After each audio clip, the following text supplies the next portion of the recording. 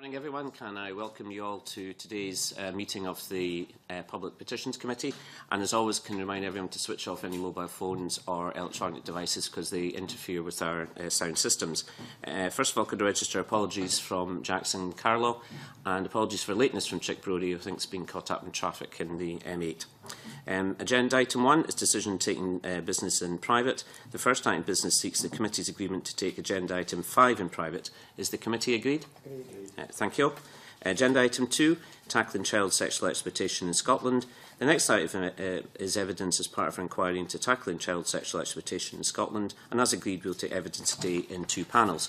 The first panel of witnesses is Sheila Taylor, MBE, who's the Chief Executive, and Cheryl Stevens, who's the Project Coordinator from the National Working Group for Sexually Exploited Children and Young People. You're both very welcome. Thanks for coming along and aiding and advising us in our evidence session today. Could I first of all thank both our witnesses for coming, and could invite Ms Taylor to make some brief opening remarks about the work of her group, after which I'll kick off with some questions and my colleagues then will ask some additional questions. Ms Taylor? Okay, thank you very much for inviting us. It's probably just worth explaining how the network works so that you understand where the knowledge comes from. In a previous life, I used to be the Chief Executive of Safe and Sound Derby, which was the charitable organisation that was responsible for making the police respond to child sexual exploitation in Derbyshire, which led to 28 girls going through the court system giving evidence and 9 men going to prison for 84 years. And in that process, we learnt a lot. And through the thematic inquiry from the CEOP, we noted that we had 554 cases of child sexual exploitation over a 3-year period to manage within that organisation at all different levels. So that's where my knowledge came from. And then I moved to the National Working Group.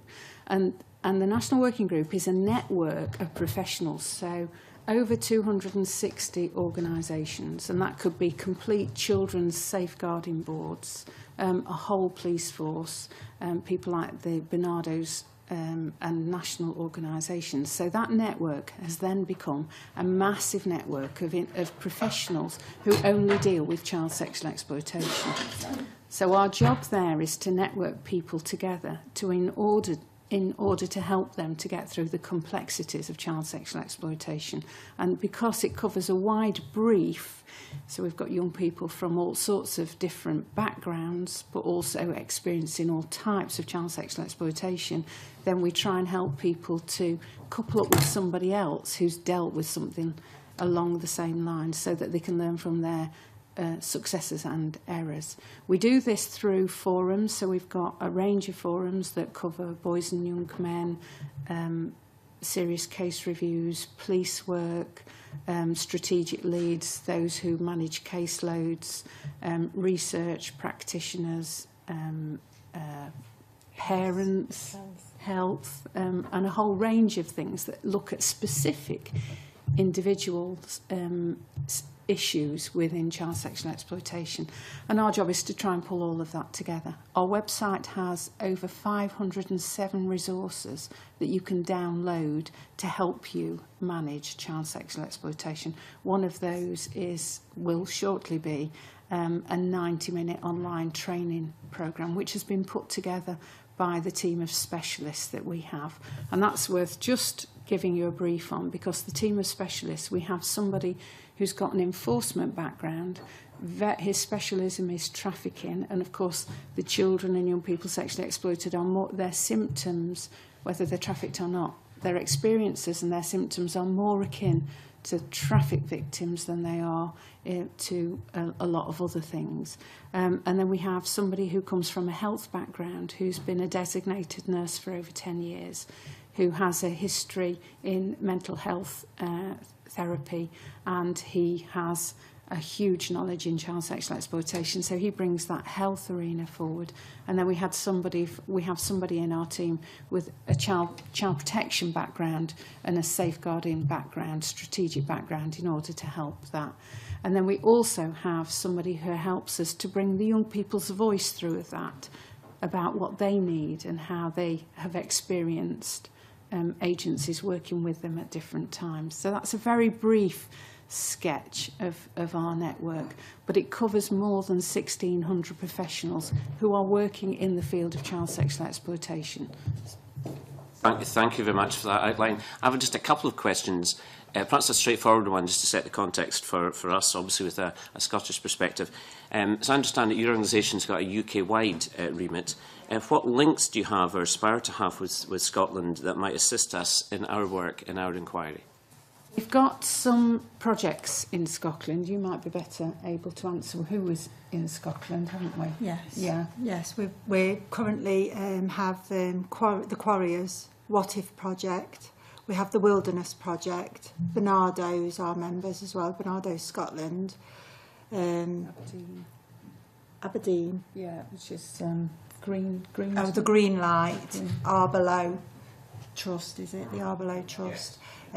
Are all members, and we're currently this week, the whole specialist team are out here in Scotland visiting those projects and making links and taking back learning from Scotland to put back into the network. The network only works if the network work it, really, if you like. So, you know, the resources that Scotland can give to the network we'll put in and share out again that way as well. And we just build links really throughout the UK, really. And they're all well-respected organisations that you mentioned, and you know that Bernardo's petition led to this inquiry that we found. My second question is a sort of wider one, particularly relates to England and Wales. Obviously, you've got particular experience in that area. You may have picked up that the Sunday Times reported a couple of days ago that the child protection reforms brought in after the Baby P scandal have failed to reduce the number of deaths of young children from neglect or abuse, and that includes sexual exploitation in the home. What's your own assessment of that? We deal with child sexual exploitation and not familial abuse, and I think we separate those two out, and that perhaps muddies the waters for that type of statement within a, because I'm not sure what those figures are. What I can say is that we do often have deaths within child sexual exploitation simply because people have not realised the gravity of the situation that young people are experiencing. When you're a child experiencing child sexual exploitation, you really are one of the most vulnerable young people there are, and many are just hanging on. And if they're in very difficult positions, then we do lose lives. And then just a follow-up, again, quoting from the article, the Manchester Safeguarding Children's Board did a detailed analysis of 14 serious case reviews in England where obviously a child has died of neglect or abuse. And the common thread that they picked up was failure by the child protection agencies to communicate clear signs of child abuse to each other or rigorously assess the risks of harm. What's your own view in that assessment? Absolutely support that. I think because we don't train our professionals in how to look for child sexual exploitation, and I can give you some flavours. We probably all know about the Rochdale case, the Oxford case in the Old Bailey, Operation Retriever in Derbyshire, and we could list a whole host that have made it to the media. And that way, that informs professionals within their arena. So in my tour of the UK, and we're out, the whole team are out all the time, so we travel constantly to people to talk about this, is that very often when I'm in a situation with police or social services or somebody else, they look for a particular set of indicators which spawn an investigation around those that the media have covered. I would say to you, the hardest young person to spot sexually exploited would be a young man from a BME background with a disability that's exploring his sexuality, because all of those things we don't deal with well, we don't spot. So if a young man experiences all of those, the likelihood of him being picked up as a case of child sexual exploitation is really difficult. The second part of that is that quite often we criminalise our young people. We see the behaviour as a criminal activity, whereas we actually don't understand that it's a symptom of child sexual exploitation. And I think that's really key. The University College London did a piece of research, quite a short piece of research, that looked at the links between offending and child sexual exploitation and the overrepresentation was. And they covered 3 categories. That was aggressive crime, acquisition crime and non-compliance crime. Aggressive crime is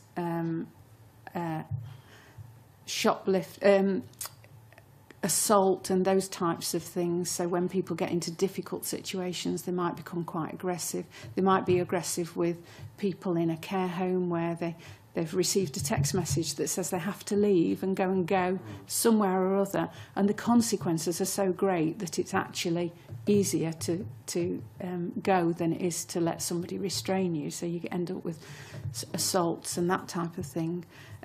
Acquisition crime, examples would be young people that have to shoplift the vodka that offenders then use on the young people to make them more compliant. So they'll give them massive amounts of alcohol, and that does 2 things. It makes them more compliant to the abuse that's about to happen, but it also makes them not credible witnesses because they can't remember the story.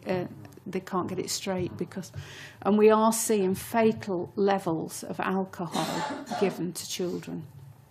Have there been any studies that you're aware of done among prisoners to assess levels of abuse they may have had in the past? No, none that I'm aware of, and I think that's a gap across everywhere. We've seen pieces of research that have done around paedophilia and what are the drivers there, but actually this is not paedophilia that we're looking at. This is what you call hebephilia. It's an American term. Paedophilia is prepubescent children, hebephilia is post-pubescent children, and there's a different driver to all of that, and we haven't done any research that I'm aware of, and I think we're quite comprehensive in our coverage that actually I think it's a gap within our society. Obviously, I can't predict what the committee might recommend in a report still to be written, but would that be a useful area to flag up perhaps to Scottish Government? They should perhaps endorse some future research into the prison population as far as abuse is concerned. Well, my take on this is actually we can put as many sticking plasters on children as we like, but the conveyor belt of children will still keep going until we work out what's driving that conveyor belt, and that's the the drivers to that conveyor belt are the people who perpetuate the crime. What I think we have to be very careful is that we don't just limit it to offenders that are male, because we've got a case at the moment where the profile of that is a woman. The leader of that group, whilst it's predominantly male, is actually being led by a woman. And I think people are less able to see women as offenders, especially if they've got a family and they look, to be normal members of society. It's the stereotyping approach, isn't Stereotypical approach, yeah. Yes. Charles Siemens, do you wish to come in any time? And do you want to comment on this? No, I will do though. Right. Want to make sure you got your time in court as well. John Wilson. Thank you, Convener. Good morning. Just to follow up on the issue about how many professionals are involved, you gave in your opening remarks that you represent 260 organisations, 1,600 professionals. How many professionals do you estimate are out there working in this area? Because are you just scratching the tip of the iceberg in terms of bringing professionals together? Or do some of the people working in this area not realise the work they're doing and the links that could be made with the National Working Group? Absolutely. We have got 1,600 professionals. I'm not saying that anybody that's working with child sexual exploitation is a member, but a huge number are, simply because they feel lost when they start to work with this. And we create that network. The specialist team are on the end of the phone to give you advice and help you along. And actually, it doesn't really matter what your legislation is. The advice for the young person is the same about keeping them safe and how you manage all of that.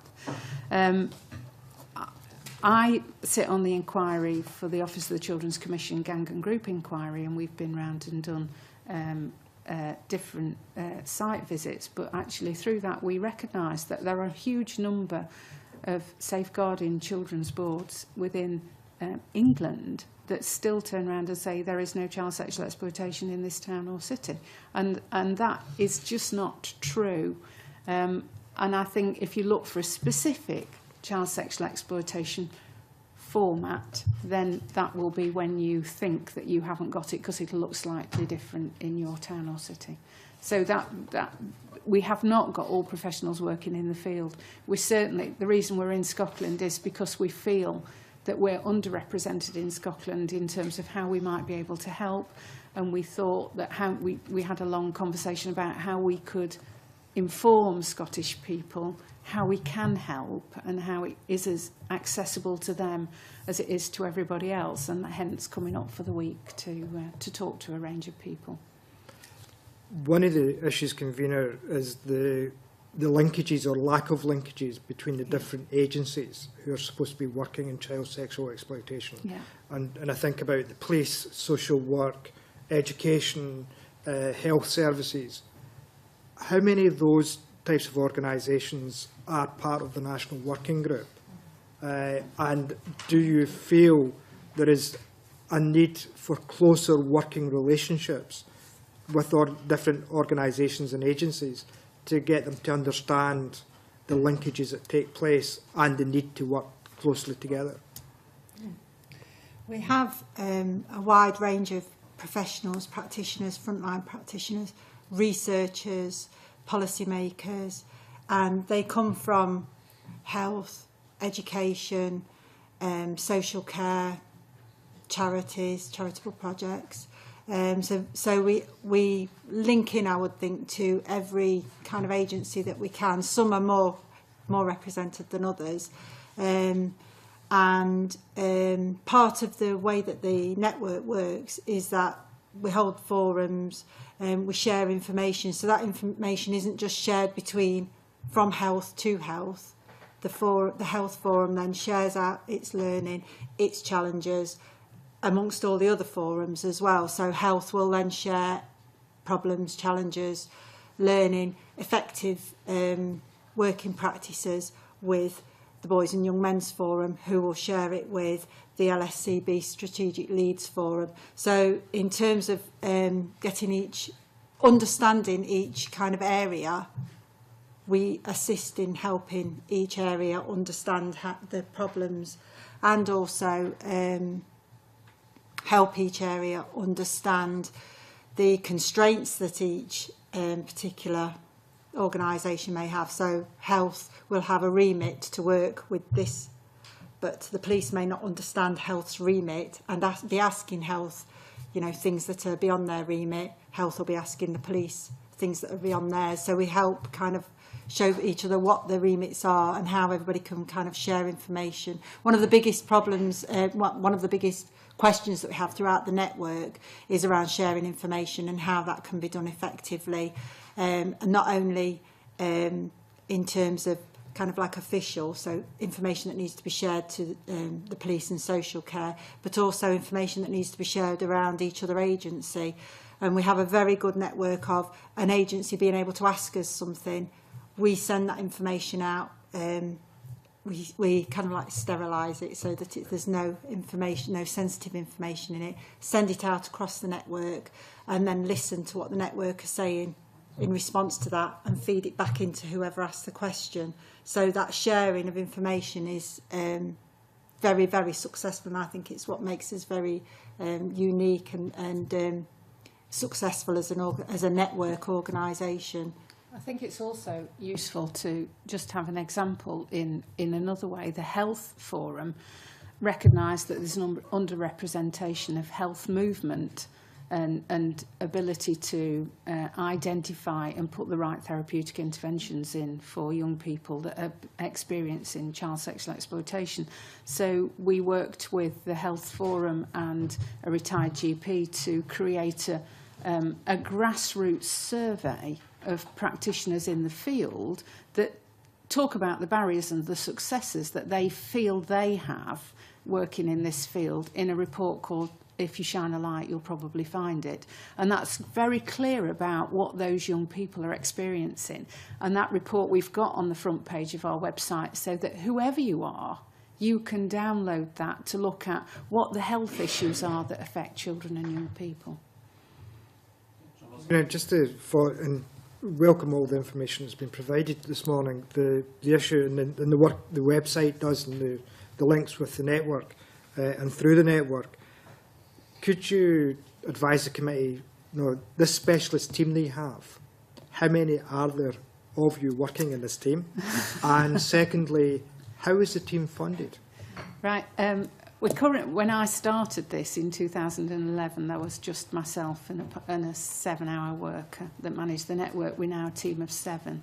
We tend to work with about 7,000 professionals over a year directly through different ways, but the number of telephone calls and consultations that we do is much wider than that. But we are only a team of 7, but actually we're still accessible.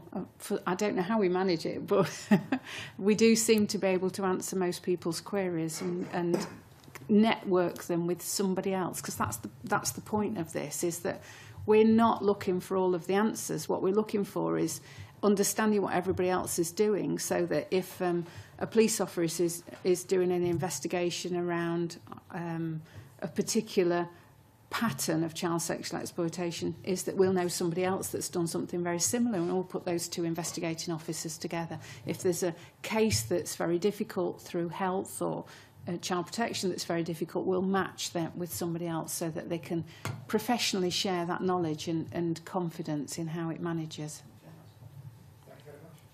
And just before I bring Anne Taggart in, I mean, that's very interesting. Sorry, I didn't answer how we funded. Yes, carry on. How we funded is charitable donations and grant-giving bodies, so we continue putting funding bids. Just to follow up on that, Convener, has there been any discussions with the UK government regarding direct funding from the UK government? We have had discussions with the UK government. We are a recipient of a Department of Education grant that's aimed at the voluntary sector at the moment. But there is no, I don't think there's any other understanding that actually we could become funded by the government, which I think is a shame, because actually a huge amount of our resource is then spent in trying to find the money to keep those individuals going. I suggest we probably support, well, it's difficult to put a number on, but several thousands of professionals one way or another through either the website or through putting information out through places like LinkedIn and Facebook and all the rest of it, where you can get all of the information that makes it accessible. I think, given your earlier evidence regarding the number of cases that are now emerging and ongoing, and future potential cases that may be out there. Now, I was interested in the comment that some local authorities do not recognise that there is any child sexual exploitation taking place within their authority area. It's how do we get that message over, and how do you get that message over to other professionals and other agencies working in local authority areas and health boards that aren't recognising or don't recognise the signs that there may be in relation to child sexual exploitation within their authority area? In England, part of our Department of Education bid is to be proactive around some of the areas that say that. So we can cover some of that in England, but there still has to be a will from those organisations to move it forward. And it's interesting because quite often when you go to an area where they say they don't have child sexual exploitation, because we've lived and breathed this for myself since 1999, and you from, I don't know when, it's very early on, that actually when you're in towns and cities you can see the activity of recruitment happening around getting young people involved, and that's actually happening within our community. But one of the things that we have done is created a community awareness programme, which you can just download and send out with all of your details on. And that is about getting people, it's called Say Something If You See Something, and it's aimed at everybody in the community. And it comes with whole training. It's aimed at hotels, it's aimed at retail places, it's aimed at you visiting ice rink, you're visiting fair, which there's a major issue around some visiting entertainment that comes to town. And that idea is to inform all of those people who may be working. And in one area, they've actually gone as far as training people like taxi drivers in their training to be a taxi driver. They've taught people through a training programme on child sexual exploitation what it looks like, how to identify it. And they're now experiencing taxi drivers ringing police saying, I've got this, it isn't right, what do I do about it? And then that's the prevention. Because actually we can do the intensive stuff all we like, but we've got to put the prevention in place, and we've got to stop children being raped, because we talk about child sexual exploitation, but what we're talking about is multiple rape, systematic multiple rape on a long term. Sorry, convener. Just got to follow this up, because I'm slightly concerned, and it's a concern I've had during this inquiry by the committee. And I remember reading a book, and when you're talking about the visiting fairs, a book about the Black Country a number of years ago, that raised the whole issue about child sexual exploitation for young males. But the issue here is, how do you get the message over to the public in relation to reporting where they may suspect issues of child sexual exploitation are taking place in a local authority area or a police authority area where they do not recognise that child sexual exploitation is actually happening? I think that I do think that's an issue, and we've been in the position where we have members of the public and parents ringing us and saying it's not being handled effectively in their area, and we pick the phone up to that area and offer our expertise in order to help them to manage cases more effectively. And it is a journey. This is a journey, and some people have got on the train already and some have yet to get on. And some of us have been on it a while, and that's the difficulty where we are at the moment. And I think there's still a lot to learn.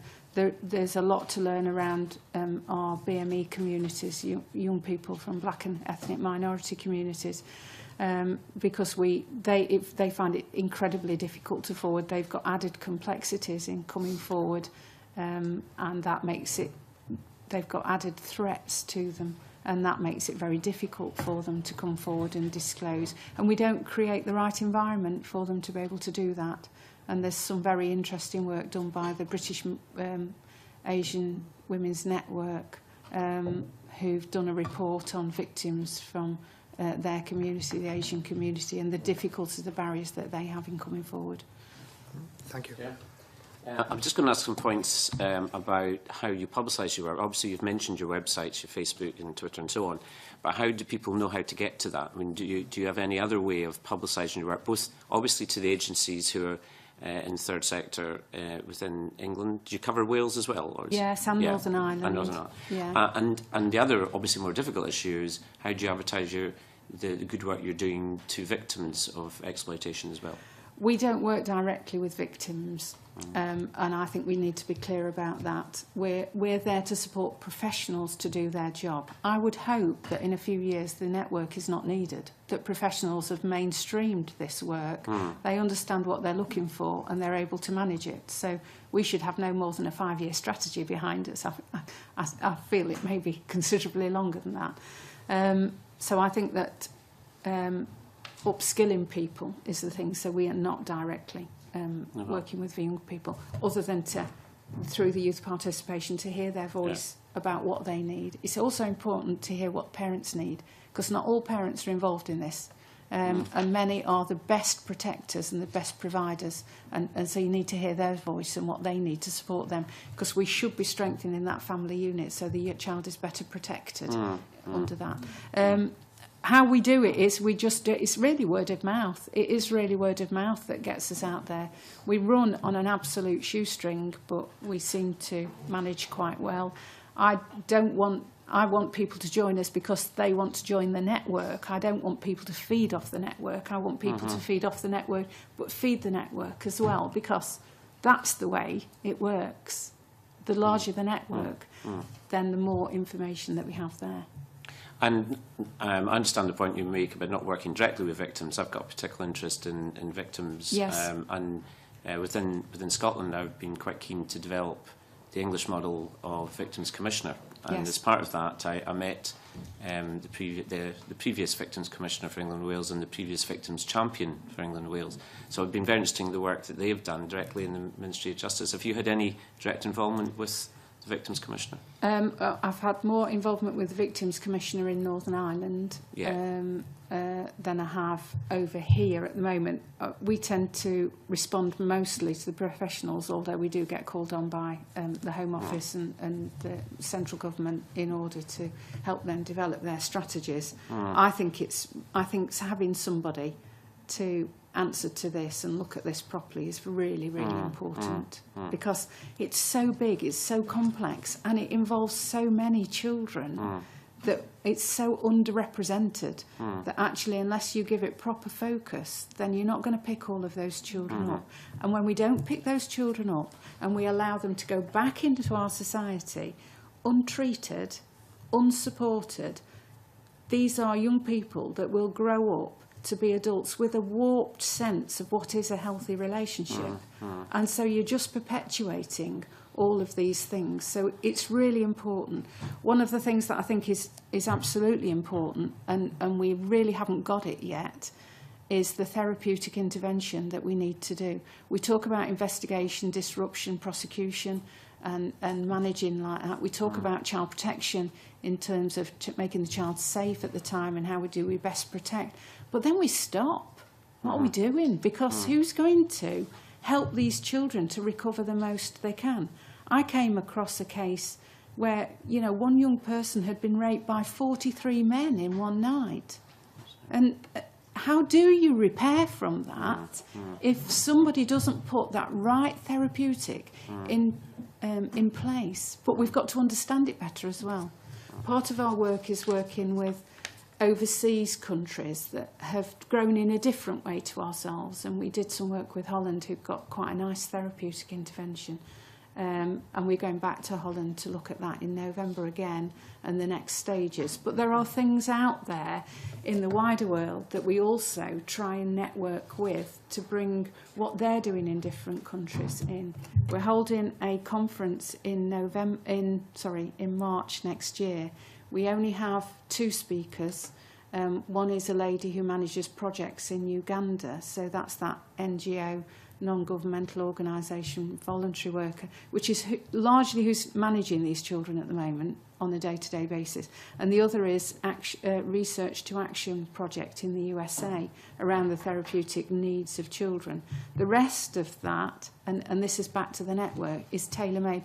40 workshops where over the 2 days you pick the workshops that you need to tailor-make the day to your requirements. And that's the way we work all the time. So that's practitioners in the field talking about what they do really well that we've recognised as we go round. And we have got on that list, we have got people from Scotland that we want to come to that conference, because there's stuff here that we need to share with the rest of the UK, the same as what the UK is doing is useful to Scotland. Right, that's very useful. That's very helpful. Cheryl, do you wish to come in this stage? Yeah, I was just going to say the complexities of child sexual exploitation and understanding it and recognising it, identifying it, are massive and kind of lead to people just seeing the behaviour of the victim and being able to deal with that, because it's easier to deal with antisocial behaviour, it's easier to deal with, theft from an off licence than to see behind those behaviours. Many of the victims that we're aware of will externalise and will, smash windows, will kick police officers, and they will do that. And some of that is around them looking for a means to escape. Easier to be arrested for something than to have to go back to the perpetrator. And the complexities, we've been looking at child sexual exploitation for years and years, and the complexities are so great that the learning practitioners have to do is massive. And before we even start looking at the learning that the community have to do, easier to turn a blind eye and allow things to happen than to face up to it. It's a massive, massive task. So we've been looking at it, as Sheila said, for 10, 15, myself, longer than that. My own daughter was sexually exploited. We've been looking at it for years and years, and still we are answering the same questions in England to practitioners that we were answering 10 years ago. As new staff come in, the training isn't there for them to pick up and learn about it. They're learning things which I think, are easier to learn and to deal with. The antisocial behaviour, the health problems, they're easier than looking at the sexual exploitation. It is also important that we teach our children within school settings how this works, how it manifests itself in society, and what those triggers and indicators are, so that they recognise, you know, when I was a child, it was a stranger danger and don't take sweets off a stranger message. And we all knew it. You're all nodding your head because you all knew it, didn't you?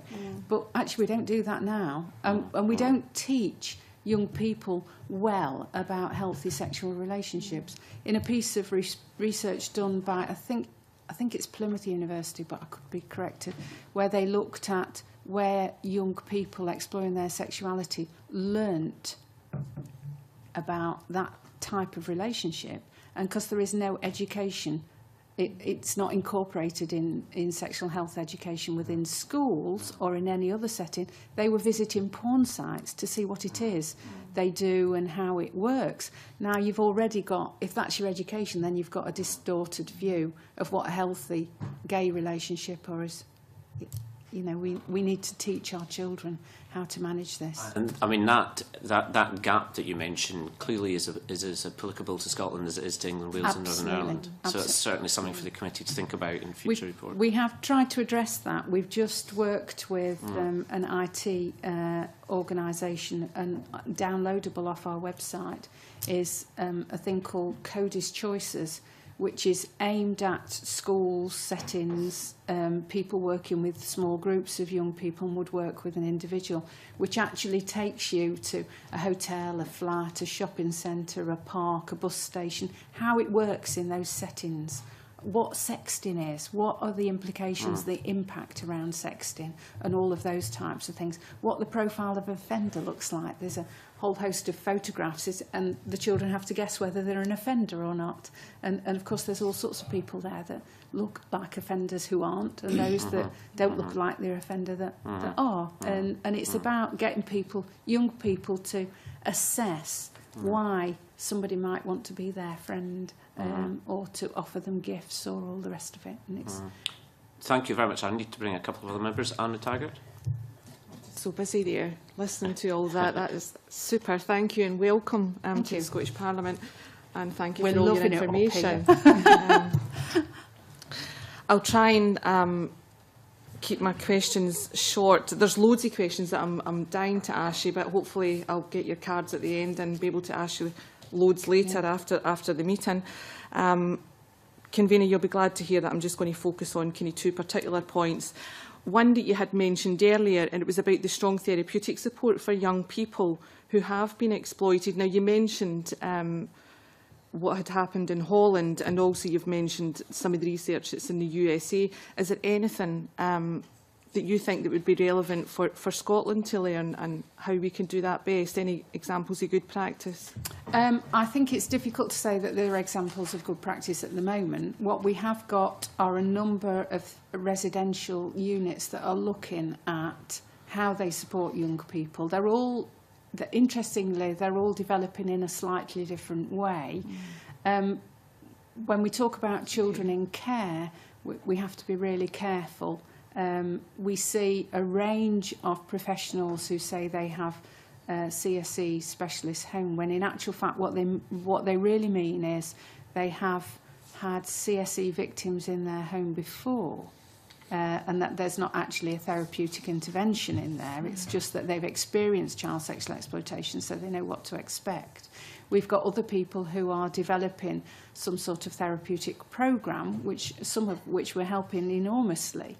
But what I wouldn't say is that we've got it right yet, but what I see is a willingness in some of those arenas to try and develop something that looks different to what we offer currently. And I'm hopeful that somewhere along the line in the next year or two, we'll be able to hold something up that says this is actually a therapeutic intervention that is the start, because we can't get this right straight away. I think we can't look for clear answers and solutions immediately. This has got to be worked on. Yeah, thank you. One of the other questions I wanted to ask was the measures to disrupt and prosecute offenders effectively. Can you inform us of any good practice that you've seen, heard, that we could perhaps... I can't use the term good practice anywhere, No. I'm afraid. I can use the term effective and improving practice.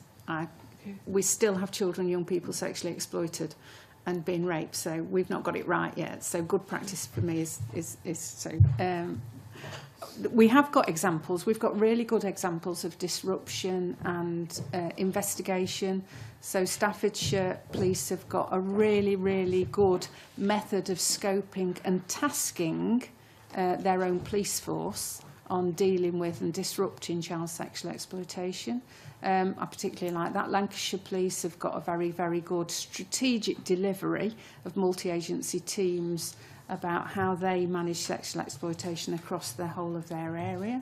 We've got some really, really good virtual teams where the people are not co-located, but where they've got specific individuals in organisations that have got that virtual management of the situation.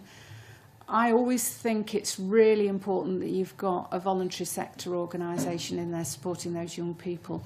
In child sexual exploitation and serious case reviews, what we're seeing is in some of those, the voluntary organisation has had between 600 and 800 direct contacts with a young person in, a 14-month period. Now, I don't know any local authority or strategic or statutory organisation having that luxury of time to develop the trust and the you've got to have the continuity. What we see in children's services and child protections police officers is that, you've got an investigation that goes on for a long time and those professional individuals change constantly. Well, if you're talking about being multiply raped, you're not going to keep talking about that. And a new social worker coming to you saying, now tell me what this is. I've read the notes, but you tell me about it. And you've got to go over it again. And then they move on or they're off sick and then another one comes. The NGOs offer that continuity. And that's so, so important. Right from that moment when you're recognised within a case, it can take months for a child to start talking about what happens to them. And the information comes out in tiny, tiny nuggets of information, and somebody's got to put that together. And then you get a disruption or an investigation. That same person has got to hold that young person's hand through that, because that is so frightening. And then you get to court where you've been raped by those 9, 11, 15 men that are in court. You're going to be cross-examined by each one of them.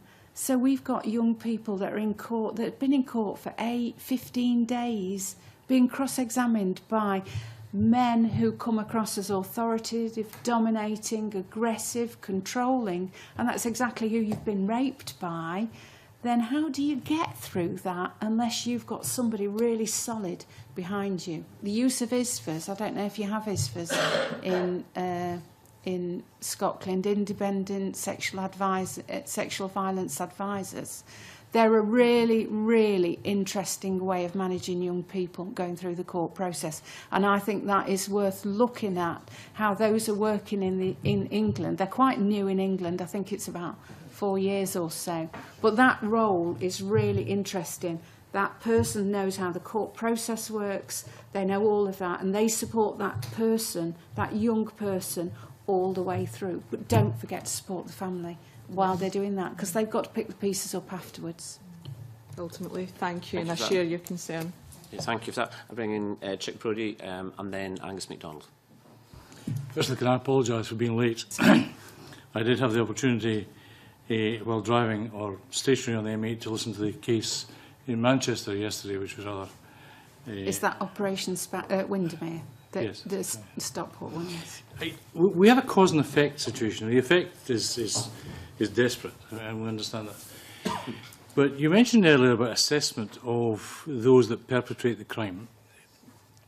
Is there, in your wide experience, is there a definition that you could, or is there a way that one can try and preempt and determine exactly who might perpetrate such crimes? I don't think there is. I think it's out of my. That would be out of my ability to do that. It does need somebody to look at it. And this is not just an academic. This is somebody with a psychological background, a psychotherapy background. It needs a team of people that look at this properly, because until we understand what these drivers are, then we're not going to be able to put the right interventions in place to stop people coming through. These people who offend, we need to know and be able to recognise it earlier, so that intervention can be put in. Can I ask, is in your opinion, then, is there enough intelligence gathering by social work people or the police to try and preempt this as to who might fall into the category of a perpetrator? No, I think what we wait for is activity. We recognise the activity and then we try and disrupt it, or we investigate it for a prosecution. But the horse is bolted by then, hasn't it? Yeah. The horse is bolted. And children have been raped. So we have to understand what drives it in order to start effectively putting something into place. Because we've got to work, we're working with victims, there'll always be victims. We've got to work with those people who offend at some point or other. And those people who buy or take part in it, who don't actually go out and recruit. But, you know, if there's something happening and there's 20 men there, you know, that's a sort of, it's a supply-demand victim chain, and we should be doing something on all fronts. But isn't that, I mean, what I'm trying to get is to see if there is any mechanism, because, you know, listening to the two young girls in the case yesterday, with the best will in the world, there will always be victims in these circumstances. So if that's the effect, and we want to shut down, you know, to zeroise that effect if we can, then we have to do something much more positively about the perpetrators. And I did mention earlier before you came that, you know, we've done quite a bit of work around paedophilia and understanding that this is not paedophilia. Paedophilia is pre-pubescent children. This is hebephilia, which is post-pubescent children. We don't even know the word here, and so there's nothing been done around it that I'm aware of. Okay, thank you. And just to follow on from Chick Brodie's point, within your experience, particularly in England, Wales and Northern Ireland, have you any experience of work that's been done with perpetrators of child sexual exploitation in the prison system, in the community or anywhere else? What we've had contact with quite a few prison workers who've expressed concerns about the attitudes, and basically what we're getting down to, but this is my take on it, and this is my personal take on it, and it doesn't come from any evidence background, but you know, it's that attitude to women. But then it gets complicated, because then we've got boys and young men that are so hard to see, that are sexually exploited, that we see as young offenders, and quite often it's learnt behaviour that they carry on. But not in all cases. So it gets really complicated, and it does need a team of professionals to look at it properly. All right, thank you. That's a very helpful point. Can I bring in Angus MacDonald? Thank you, Convener. Good morning, Sheila. Good morning, Cheryl. I found the evidence this morning that you've given extremely helpful, if not extremely troubling as well. If I could open this out a bit to the need to listen to young people who've suffered from CSE. It's important to this committee that recognition is given to the need to listen to young people who've experienced CSE. However, unfortunately, the committee has had some difficulties in the course of the inquiry in arranging direct contact with exploited young people. Now, I know you've already stated this morning that you don't work directly with victims, but I was hoping you could maybe tell us what initiatives there are out there to enable the voices of young people to be heard, and more importantly, how the voices of these young people can be used to influence policy in the future. Leslie is sat behind, is part of my team, and she's our youth participation officer, so she's going to come and tap me on the shoulder and tell me I've got something wrong here and try and do it. But yeah, what we do is run quite a number of things where young people get involved in. So we've had Have Your Say, which has been a photography project about young people and trying to get through some of their thought patterns to professionals, because it is really difficult for young people to come forward and talk about this.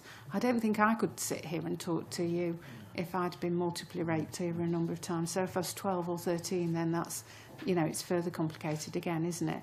So that's the photography project is one way of bringing young people's voice through.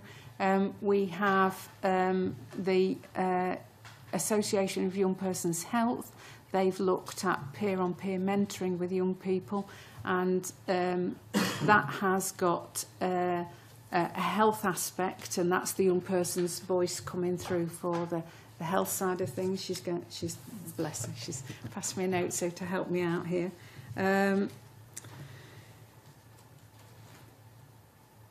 We've got all sorts of experiences that they've documented for us that have come through, and we've just had a dialogue from 3 young women who've experienced child sexual exploitation for a number of years and are a bit older. So we've got quite a lot of those young people that have come out of it the other side. But what we do know is that if we don't listen to the young people, we only have the professional's assumption of what they need. So it is really important. So there are ways of doing it, and there are ways of doing it that means you don't have to do it, in terms of there are organisations out there that are engaged with children and young people sexually exploited. So why have you asked them if they can get their voice to you through some other means?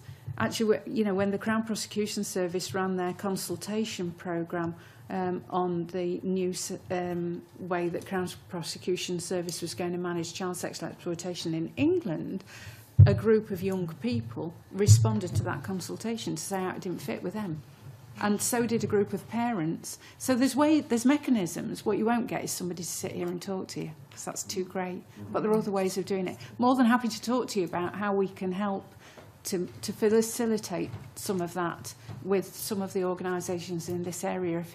But you'd be clear you'd have to have a small fund of money to enable that to come together, because of the constraints that those voluntary sector organisations will have. Okay, clearly the committee did have the agreement of the organisations. The difficulty was getting the individuals to speak, and it's totally understandable. But yes, it's something that can hopefully be looked at in the future. Thank you. Thank you. Yes, I wonder if I may follow on the question I asked before about the pattern of perpetrators, and ask you about the parents. Is there a categorisation or a pattern of the type of family environment which would make children easily available to these perpetrators? Okay. What roles do the parents really play? Yeah, the role of parents is really important. When we look at child sexual exploitation, we see the parents at this end of the scale that are involved, complicit to it, don't do anything to stop it, or aware of it happening, right through to parents who are doing everything they can to stop it. Professional parents, solicitors, heads of services for the NHS, social child protection officers, all have got children and young people being sexually exploited of their own, and they're not being able to manage it on their own and not being able to stop it. So we see parents on a raft, an absolute, all parents are susceptible to this. I think what's worth looking at is the way that Holland manage cases, and I think it's quite interesting. So they talk about a multiple complex case, and a multiple complex case will be that child that we all know about. They've been in our services from childhood. They may have had child abuse, they may be victims of domestic violence, neglect, drug and alcohol in families, all of those things that make a child vulnerable quite early on. And then, especially if it's child abuse, then it's learnt behaviour, and they don't understand the boundaries, and they don't know what's normal and not normal, and the progression into child sexual exploitation is just part of that journey. And clearly the starting point for that child is much earlier and it maybe work with the family as well. And then we've got a single complex case, and that might be your Daisy Sunshine of this world. She's got no vulnerabilities in her life at all, normal, healthy relationship with her parents, a happy family home, and her only vulnerability being a teenager, but she's friends with somebody who's engaged in child sexual exploitation, and out of concern or curiosity goes along one day, gets locked in and raped, filmed, involved then. They've got the blackmail, all the rest of it, or a whole host of other things that might manifest it around that individual child. And clearly the starting point for that individual is very different, and usually the family are very, very supportive and trying to do everything that they can to manage that.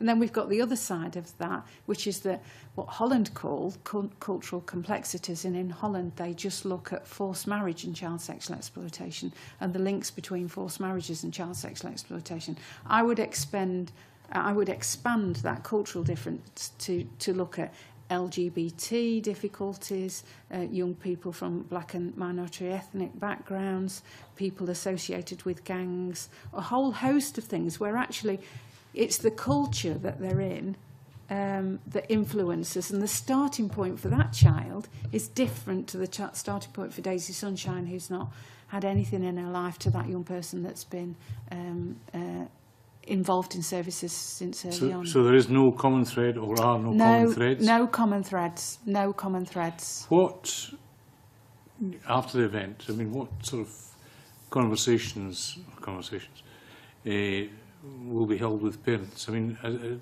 is there any analysis of the parents and parents' involvement in this? It would be very useful maybe for you to speak to an organisation called PACE, which is, can you remember what it's for? Parents Against Child Exploitation. Yeah. Parents Against Child Exploitation. Now, they're I don't know if they cover Scotland, they cover all of England, but they're a network of parents who've all got children sexually exploited. And it may well be worth asking them for their analysis of parents, because actually the parents will be no different whether they're from Scotland or from Northern Ireland or Wales or anywhere else. Their experiences will be much the same. And the difficult, I can remember a parent saying to me, you have no idea what it feels like when you sit around that table with professionals trying to protect your child, and everybody has in front of them a file on your child and you don't know what's in it. And you have to learn everybody's job around that table to make sure that they're doing the job that they should be doing. But we should be strengthening that family unit and helping them to support those children, because what we're seeing is the family unit dissolving under the pressure, and the siblings then going on to be sexually exploited or other issues happening to those families. I think that was a very good point. It was PACE you mentioned, yes. The group. If the committee are agreeable, we could certainly write to them and ask for some written evidence to aid us understand the issues here. Yeah, we can help you with the details, and we can make that connection with you alongside you so that they respond to you appropriately. And even though they don't operate in Scotland, as you say, there's not going to be huge differences between the two nations on this issue. So I think that's a very good point. So I appreciate that. I think Anne McTaggart had a quick point. Yeah, just a very quick point, just to say that how welcome your knowledge and information has been, given that there is a real concern about the Asian, black and ethnic communities, and given that this is Black History Month and the Scottish Parliament hosted Black History exhibition, so I hope you do go along and see that before you leave here today. But also to give you a flavour of the cross-party working within the Scottish Parliament, the cross-party working group in the Middle East and South Asia do have a keen interest in working with, in particular, young women looking at human trafficking and FGM, female genital mutilation. So it's something that I'll perhaps follow up with you later on. And what I would say to you is, if you've got a task group that is looking at this, then we're open to the invitation to sit there and help you to expand that knowledge for as long. If you don't need us, that's fine, we're not worried. But if there's something we can help you with around that table, it may be that we don't need to attend every one, it may be that we do for a period of time, but actually we sit at a lot of the strategic meetings. So I sit on the Home Office's working group for child sexual exploitation or sexual violence. We sit on a number of ACPO groups. We sit on a number of strategic oversight groups. That's, you know, there's no reason why that can't happen here. All we ask for is some assistance with our travel to get up and down as we do everywhere else. Thank you.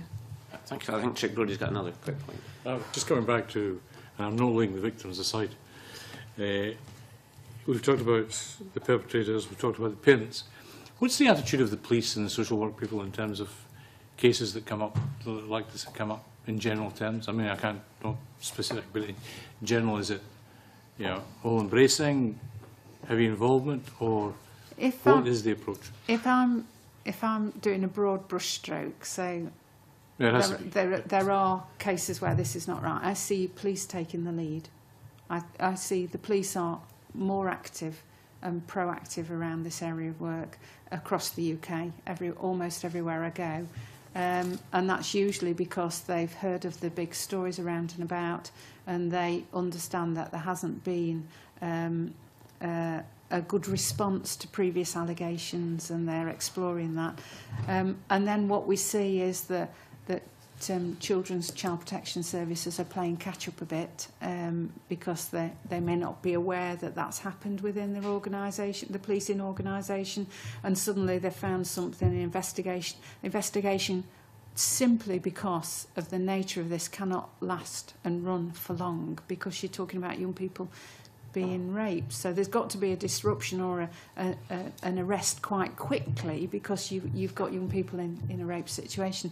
And then quite often they fail to have engaged the appropriate health professionals in terms of building that network of support and welfare around that child. It needs we've got a strategy that works really well when you're trying to work something out in a local authority, and we call it a gold, silver and bronze strategy. And the gold strategy is those decision makers from your police, your health, your youth offending, your child protection services coming together to kind of ensure that they properly resource what needs to happen. And then the silver group is that heads of service that are managing directly those that are working with it. And then the bronze level is those practitioners directly around the child. And those three feed back and forwards into one another, and it actually works quite successfully in each area. I would almost suggest that Scotland might need a platinum level, which is that overarching Scotland, all of Scotland's going to do this, and then each area will have its gold, silver and bronze strategies. That, you know, that's quite nice, easy to articulate and communicate to professionals that they may well understand. As you know, I think one of the advantages of having a single police force is at least then you're not going to have the postcode lottery approach of different police approaches for different areas. So I think that certainly helps. But what you do need to develop is specialism within your team. And one of the difficulties that I experience wherever I go is that police are the most fluid organisation I've come across, and that you can have a police officer in post, but because of the nature of the way they work, they're part way through an investigation. That means knowing those young people and understanding it, and they're being moved on, because every 2 or 3 years they move on. And actually this needs a specialist team that are going to stay there for a while. Chick Brody, did you have further points? No, it's just a definition of an area. I mean, the point you made, giving a reference, Police Scotland, and I'm sure that they don't, do one job and then move on to another as quickly as that. But isn't the problem one of more of community base as opposed to, you talk about the larger area? I mean, what's been your experience in terms of working with smaller communities where people become better known, i.e. in terms of potential victims or perpetrators or poor parenting? I think we've got a duty to create a society where there's zero tolerance to this, and we've got a long way to go there. We have to have Auntie Gladys next door reporting if something's going on within her family or next door on the seat, and I think that community education has got to happen. I was saying just before you arrived that we have the Say Something If You See Something campaign, which is posters, flyers of what you're looking for. So this is what you're looking for, this is what you do with it, and a pro forma that you can fill out if you're not a police officer and you've never given information to the police before, how you do it, how you fill that form out. 90 pages of help for communities to create a zero tolerance in society. That's you know, that's there for. Sadly, we're out of time, and I've allowed a little bit more time today, but I'm sure speaking on behalf of the committee of thanking you both for the excellent evidence that you've given us. It's obviously a very, very difficult area, and having your expertise has been tremendous in pointing out through signposting some other organisations we can use, and I'm sure the committee would want to be able to use you as a resource, for example, when it comes to writing up the report, in terms of getting pointers and using your expertise in a very practical way. And as you said yourself, I don't believe there's any huge differences between Northern Ireland, Wales, England and ourselves. And I think what we have to look at is the best practice you've identified, look at the gaps that we have here in Scotland, and certainly from today I could certainly pick up several points that I think would be central points for recommendations to the Scottish Government, who are of course awaiting our report, which I certainly give them gratitude that they're not rushing ahead with their report. They're waiting until we've completed ours so that they can help guide practice in Scotland. So thank you. We're more than happy to help with any recommendations and put more meat on the bones for that, and in any way that we can. And I just see that this visit is probably one of our first to Scotland. Although I have to confess I've been up several times, but they've been to individual people. So it'd be nice to be more involved. Well, thank you again very much for coming along today. And again, I'd like to, on behalf of the committee, thank you both for giving evidence, and I'll suspend for 2 minutes to allow our witnesses to leave. Thank you again for coming along.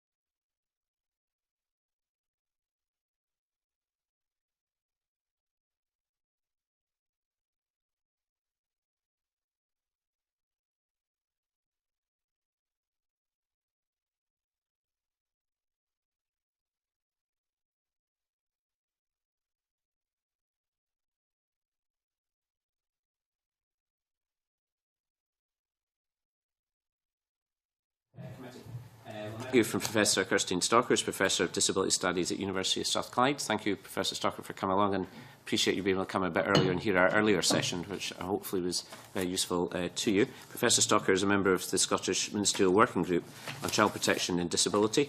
Can I ask if Professor Stocker could briefly address the committee, and that will be followed by questions in the same manner as we had in the previous panel. Professor Stocker. Right, thank you. Good morning, everyone. Just to explain about my work background, as you said, I'm a Professor of Disability Studies in the Social Work section at the University of Strathclyde. I'm also a qualified social worker. Most of my research has been around disabled children's everyday lives, views, experiences, and disabled adults and adults with learning disabilities. In 2010, I published, along with colleagues at Strathclyde, I published a scoping study looking at the abuse of disabled children, child abuse and child protection, and the needs and rights of disabled children. There's been quite a lot of interest in that study, although it was only a very small study, but I think that shows the dearth of research and information about the abuse of disabled children. At the moment, and I can tell you about some of the lessons from that, if that's of interest. At the moment, with Professor Julie Taylor, who's Professor of Child Protection at Edinburgh University, we have funding from the Scottish Government to look at thresholds and triggers in relation to practitioners acting on concerns about child protection in relation to disabled children. So we're just completing the fieldwork and doing the analysis for that at the moment, and that should report at the end of the year. And also Julie and I have funding from the NSPCC to carry out a study looking at the views and experiences of young disabled adults and children of child protection services, and that's a UK-wide study. I haven't done any research specifically about child sexual exploitation in relation to disabled children, although I have done a little bit of homework for today, but there isn't very much at all in relation to research on that topic. Right, thank you for that. I think you've just predicted my first question, which was really around the work you've had in child protection in relation to abuse and maltreatment for children and young people with disabilities, but I think you've effectively answered that. But I suppose one of the issues would be, if we were making recommendations in this area, would there be gaps in academic research that you could perhaps suggest that we could recommend to Scottish Government that could be addressed? Yeah, there's definitely a gap in knowledge about disabled children and young people in relation to child sexual exploitation. And I've had a brief discussion with Professor Jenny Pearce about the need for that research and the possibility of doing some research on that topic UK-wide. So if the Scottish Government were interested in looking at funding it, that would, or funding someone to do it. Sure. That would be very good.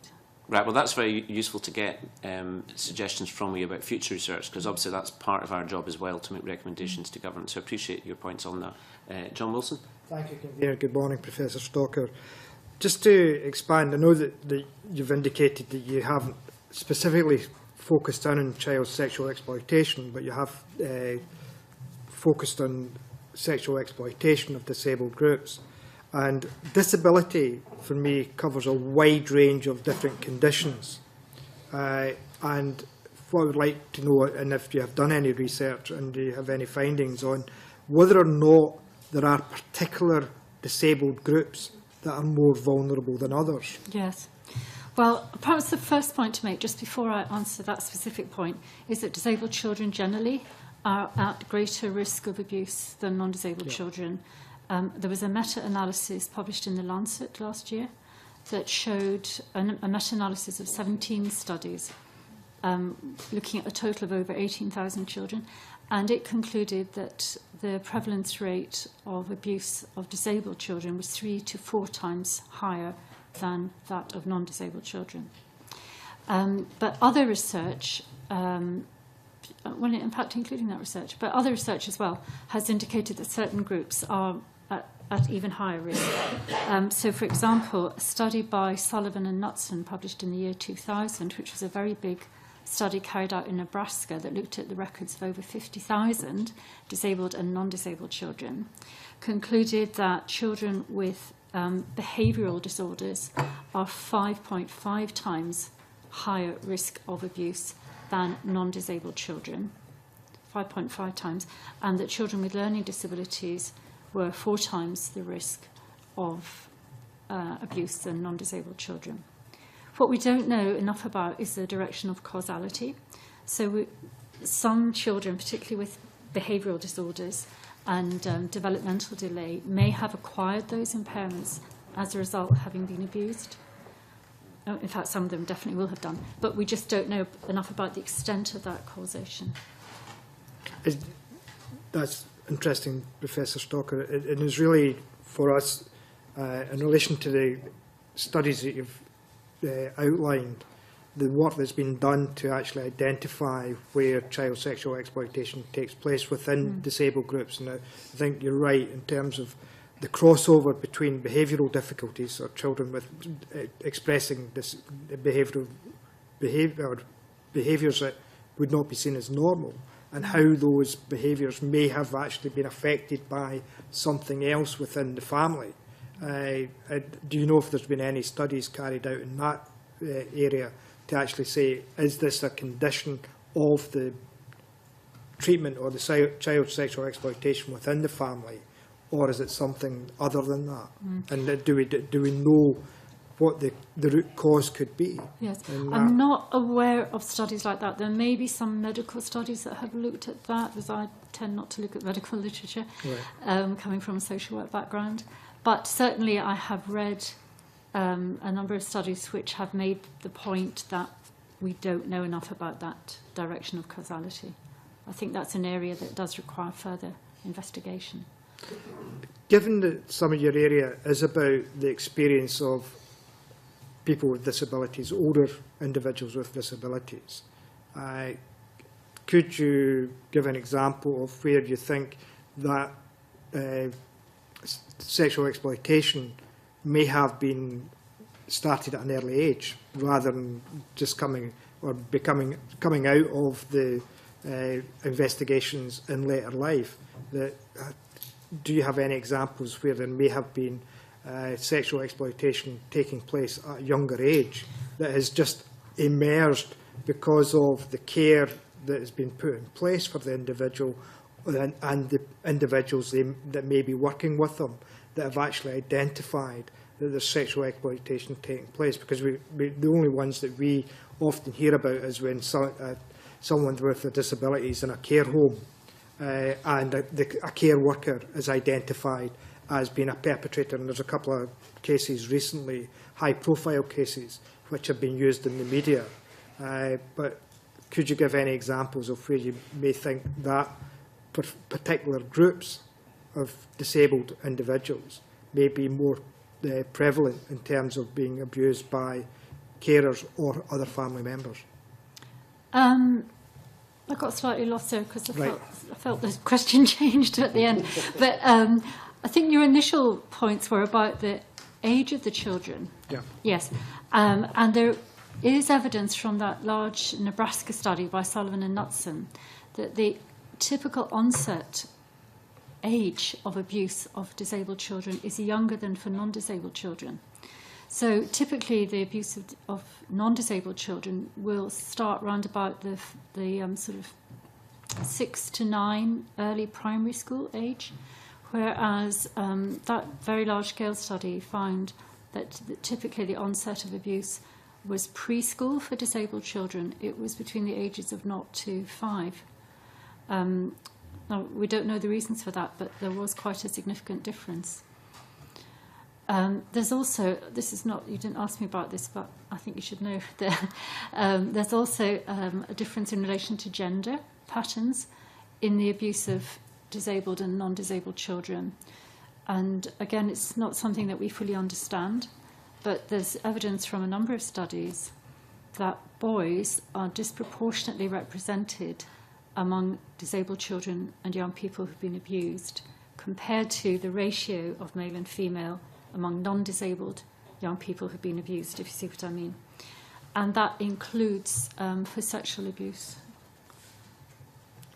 There are more males than females in the population of disabled people generally, but the difference is not large enough to explain that difference in the incidence of abuse. Professor Stocker, you indicated that the level of abuse pre-5 for disabled people is higher than the society in general. Than for non-disabled children, yes. For non-disabled children. Who are the main perpetrators of the abuse? I don't know the answer to that. I would imagine at that early age group it's going to be family. The most common form of abuse, and I know this isn't what this committee is looking at, but the most common form of abuse of disabled children is neglect. But of course neglect may make children more vulnerable to other types of abuse, including sexual exploitation. Could you just repeat that again? The perpetrators, yes. Yeah, yes. The main perpetrators of that type of abuse. I think it's important to bear in mind that most parents of disabled children provide loving, safe, secure homes for their children and are not going to be abusing their children. But there is some evidence that, for example, among young teenage girls with learning disabilities, that there may sometimes be older men who present themselves as a boyfriend. And this may or may not be family friends or family acquaintances. And I'm sure that could come under your remit of child sexual exploitation. But the young girl, particularly those with learning disabilities, where we know, I'm generalising here, but we do know from a lot of research that a lot of young people, a lot of young disabled people generally, but I think particularly those with learning disabilities, may feel lonely, that they don't have a lot of friends. It's hard for them to keep up with the peer group and do everything that the peer group is doing. So they may be particularly vulnerable to approaches and grooming and so on from older people, older men.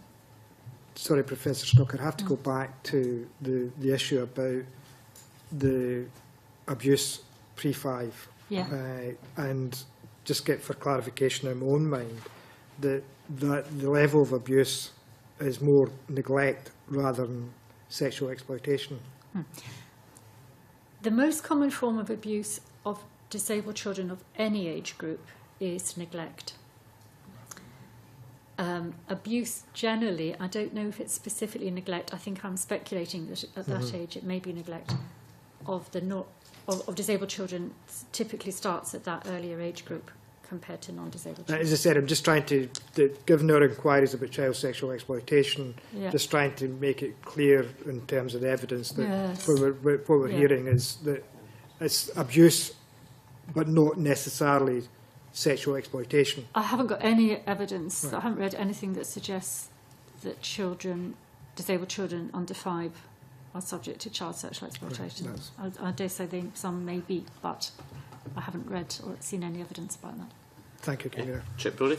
If I may, good morning, Professor Stocker. Am I right, and I hope I'm not misconstruing what you're saying, that with your background in social work, that we are not capturing that information and consolidating it and to provide a base for research? There's been very, very little research in Britain over the last decade about policy and practice in relation to protecting disabled children. The study that the Scottish Government has commissioned, that I'm involved in, is one of the first, really, for about 10 years. And how engaged, or how aware are social work departments of the need to provide information generally, but provide information specifically in the case of those children that are disabled? Well, I think it varies tremendously. In the small scoping study that we did 2 or 3 years ago, we found that some senior managers in central and local government weren't aware of the higher incidence of abuse of disabled children, and actually had a view that because a child is disabled, they're somehow protected from abuse. There's a myth around that nobody would harm a disabled child, nobody would dream of. Are we saying in 2013 that we're still saying that there's this myth that disabled children are somehow exempt from being abused? In 2010, some people had that view, yes, and I think probably some still do. Yes, I do think that. Wow. Can I just go back to a point, Professor Trott, you made earlier? You mentioned you did a small-scale study. Yes. Is it possible you could share the results of the study with our clerks here and give us some information on that? Yes. Yeah, I won't take up time now. Just that'd be useful in the future. Thank you. Angus MacDonald. Thank you, Convener. Good morning, Professor. You've already covered the issue of prevalence of CSE and mentioned that your current understanding is perhaps limited with regard to statistics. Excuse me interrupting you. The prevalence is of child abuse, not specifically sexual exploitation. Okay. Well, as you know, there's been a degree of debate and dispute regarding the prevalence of CSE in young people. And from what you said in your opening statement, it's unlikely there are any current statistics which show, for example, the prevalence of CSE in young people with disabilities, although you've stated it could be 3 or 4 times higher. No, I've stated that there is evidence that abuse generally of disabled children is 3 to 4 times higher. I have no figures around specifically child sexual exploitation. Okay, well, clearly, you know, we need to get these figures. What measures do you think would produce a more accurate understanding about the prevalence of CSE amongst young people with disabilities, for example? How can we get these figures? Because clearly, well, I think one of the first things would be to have practitioners record the presence of impairment whenever they're dealing with disabled children, because we know even for cases that may go forward onto the child protection registers, impairment is very, very often not recorded. And if you look at the Scottish Government statistics for child protection, it would suggest that the abuse of disabled children is very low, whereas, as I've just said, it's actually higher on average than non-disabled children. But there are issues around sometimes practitioners recognising that a child has an impairment, particularly if it's a learning disability or an invisible impairment, or a child is on the autistic spectrum. That may be very difficult for practitioners to be aware of at first, and that therefore it's not recorded. And that is actually something that the National Working Group on Child Protection and Disabilities is addressing at the moment, those particular statistics. But that's one area that does need to be improved. Clearly, for example, you mentioned a child suffering from autism.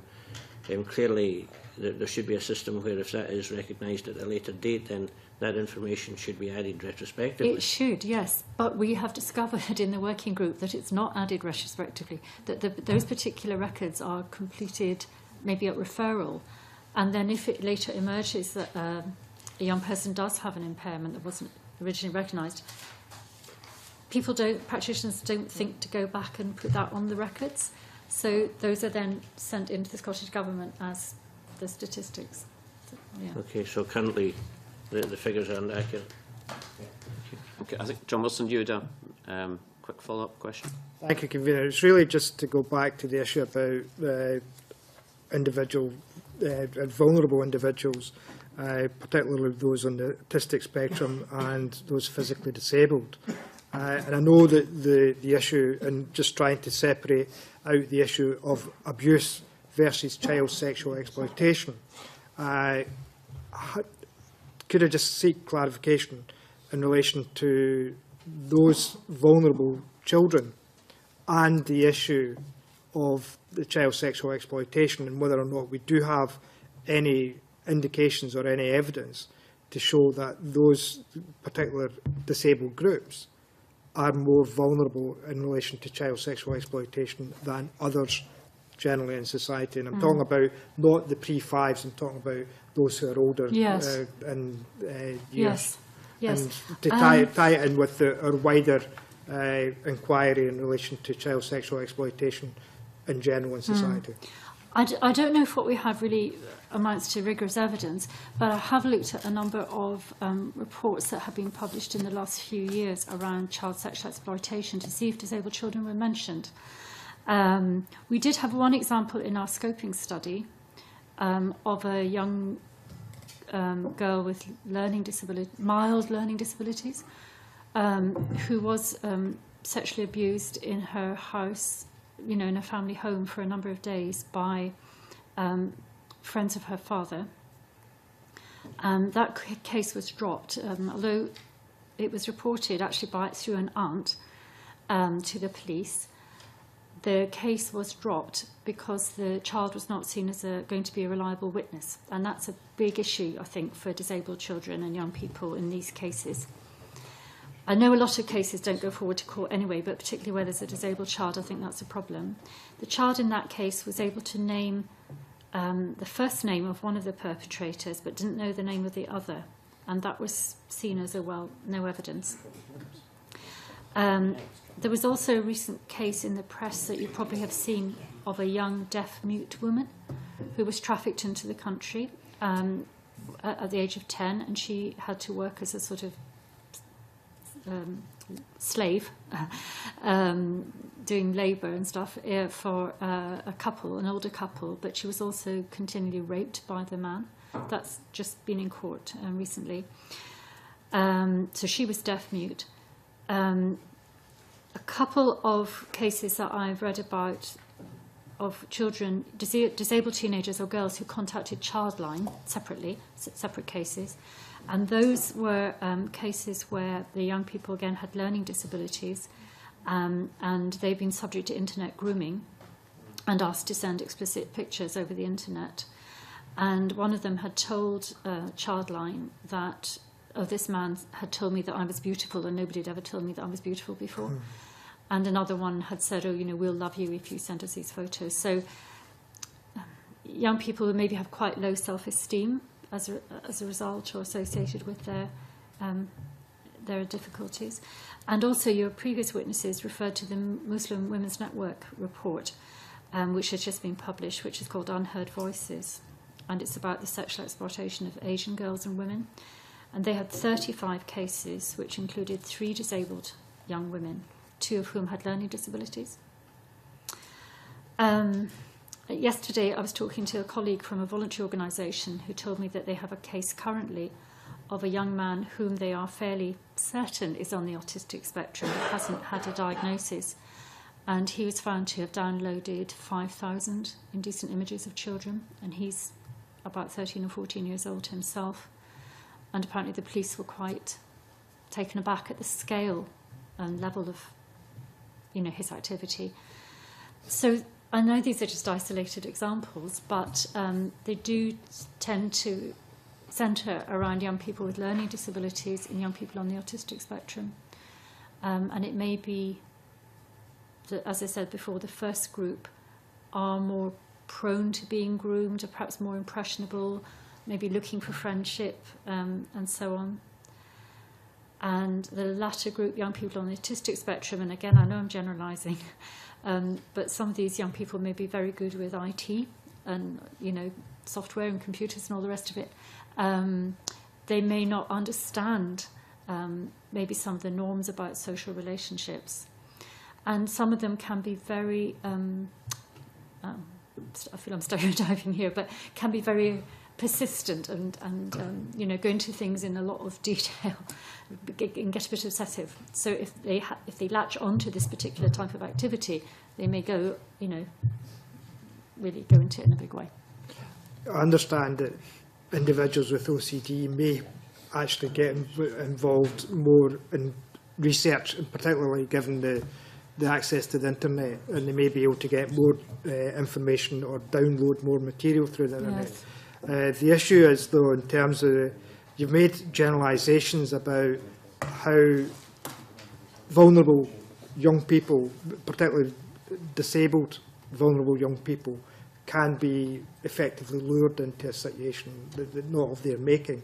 But in terms of the comment you made about the police follow through and looking for evidence or credible witnesses to go to court, Yes. do you think we have a serious issue? And do you think there may be perpetrators out there who will target particularly disabled, vulnerable young people purely on the basis that they may think they can get away with carrying out child sexual exploitation and without fear of prosecution? Yes, I do think that, and I think it links to a big debate around disability hate crime, because there is a view, obviously, that offending against disabled people is caused by hatred of disabled people, and I don't share that view by and large. I think a lot of offending against disabled people is because they are seen as easy targets and vulnerable. A lot of disability activists don't like that perspective, because they don't want to, understandably, portray disabled people as vulnerable. But nevertheless, I think if you have a visual impairment, you can't remove you can't see your attacker coming. If you have a mobility impairment, you can't remove yourself perhaps from the site of the abuse. If you have communication impairments, it may be difficult for you to report. So I do think that there are aspects of some people's impairments that do make them more vulnerable, and that certain perpetrators will home in on them.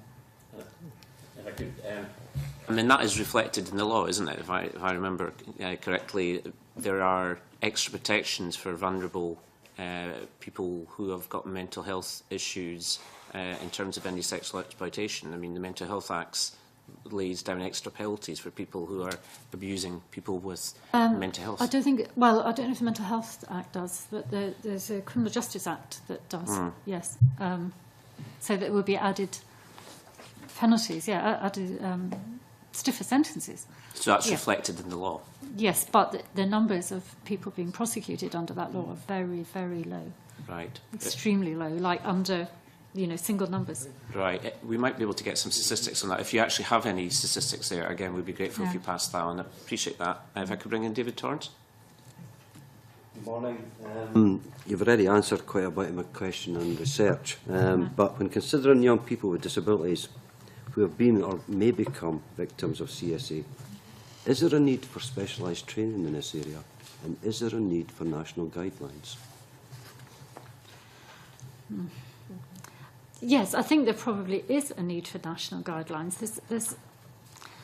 There are pros and cons in terms of having guidelines that are generic, i.e.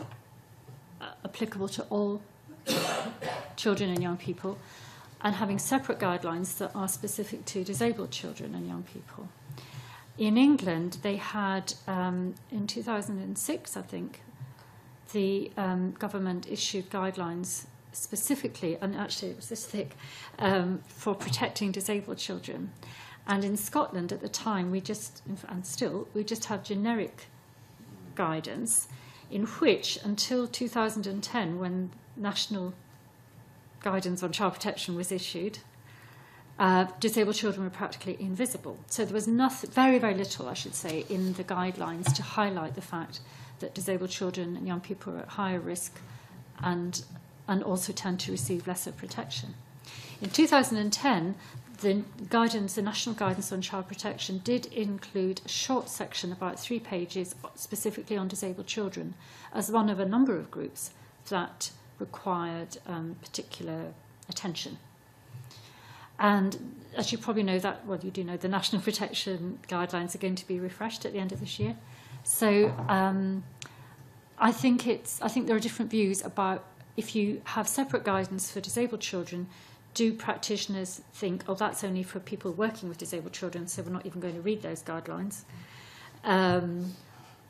But if you have generic guidelines, the risk is that they get lost within that, and their particular vulnerabilities are not highlighted. So I think that you need to go somewhere in the middle and do something like having, a separate, but perhaps longer section than we have at the moment in the national guidance, and then perhaps refer to additional separate guidance. Okay. Taggart. Yeah, just a wee question about the. We had spoke earlier about the training of the professional bodies, teachers and health and social work and education. Are you aware of best practice and the amount of time or study that's allocated to university courses to train the professional bodies? Are you involved in it? Sexual exploitation specifically? Yeah. I haven't, of disabled children, I haven't come across that. I mean, I do teach social work students around protecting disabled children. But actually that's because I volunteered to do so.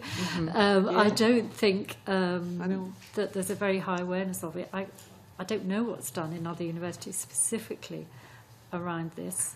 But as I say, I think awareness among practitioners generally is very variable. So I think there is definitely a need for training in this topic. Yes.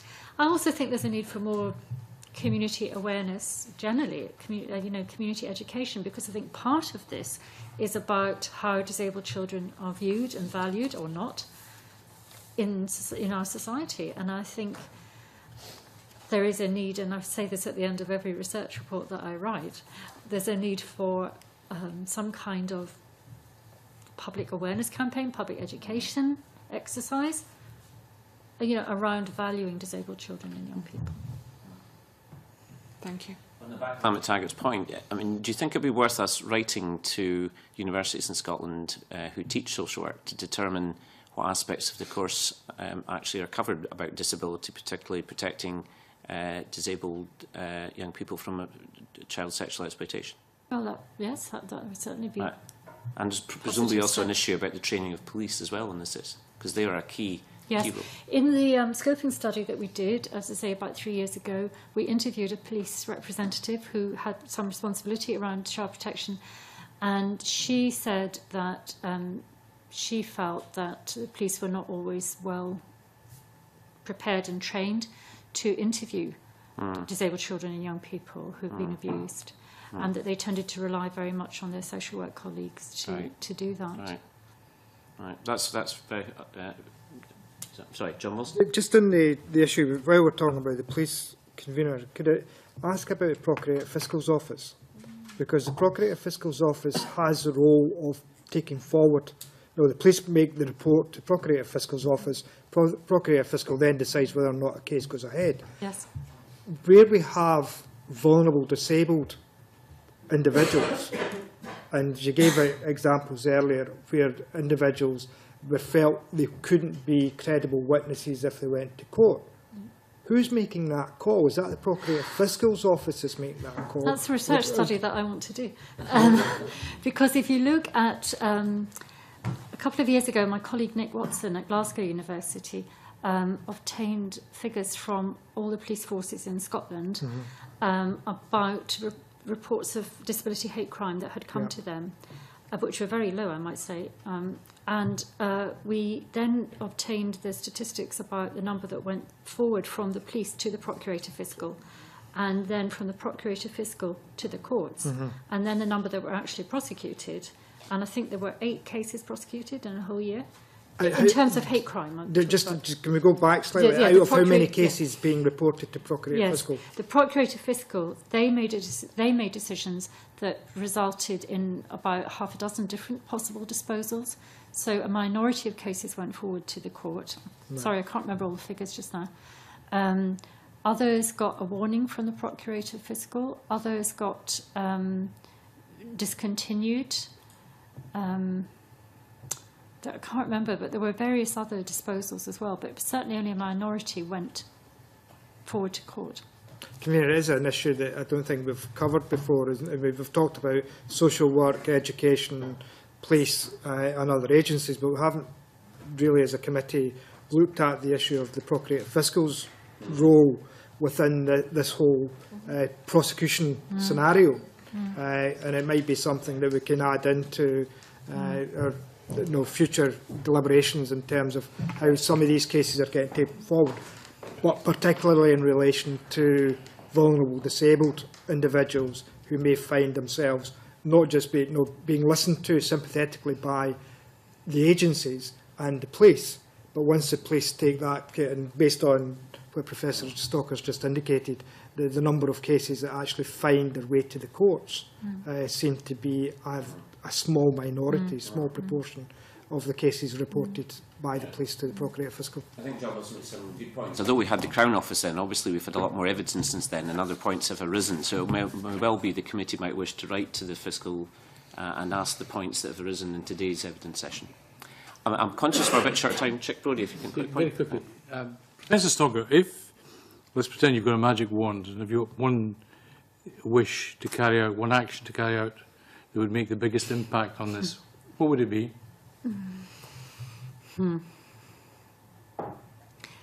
I think to include disabled children in all the other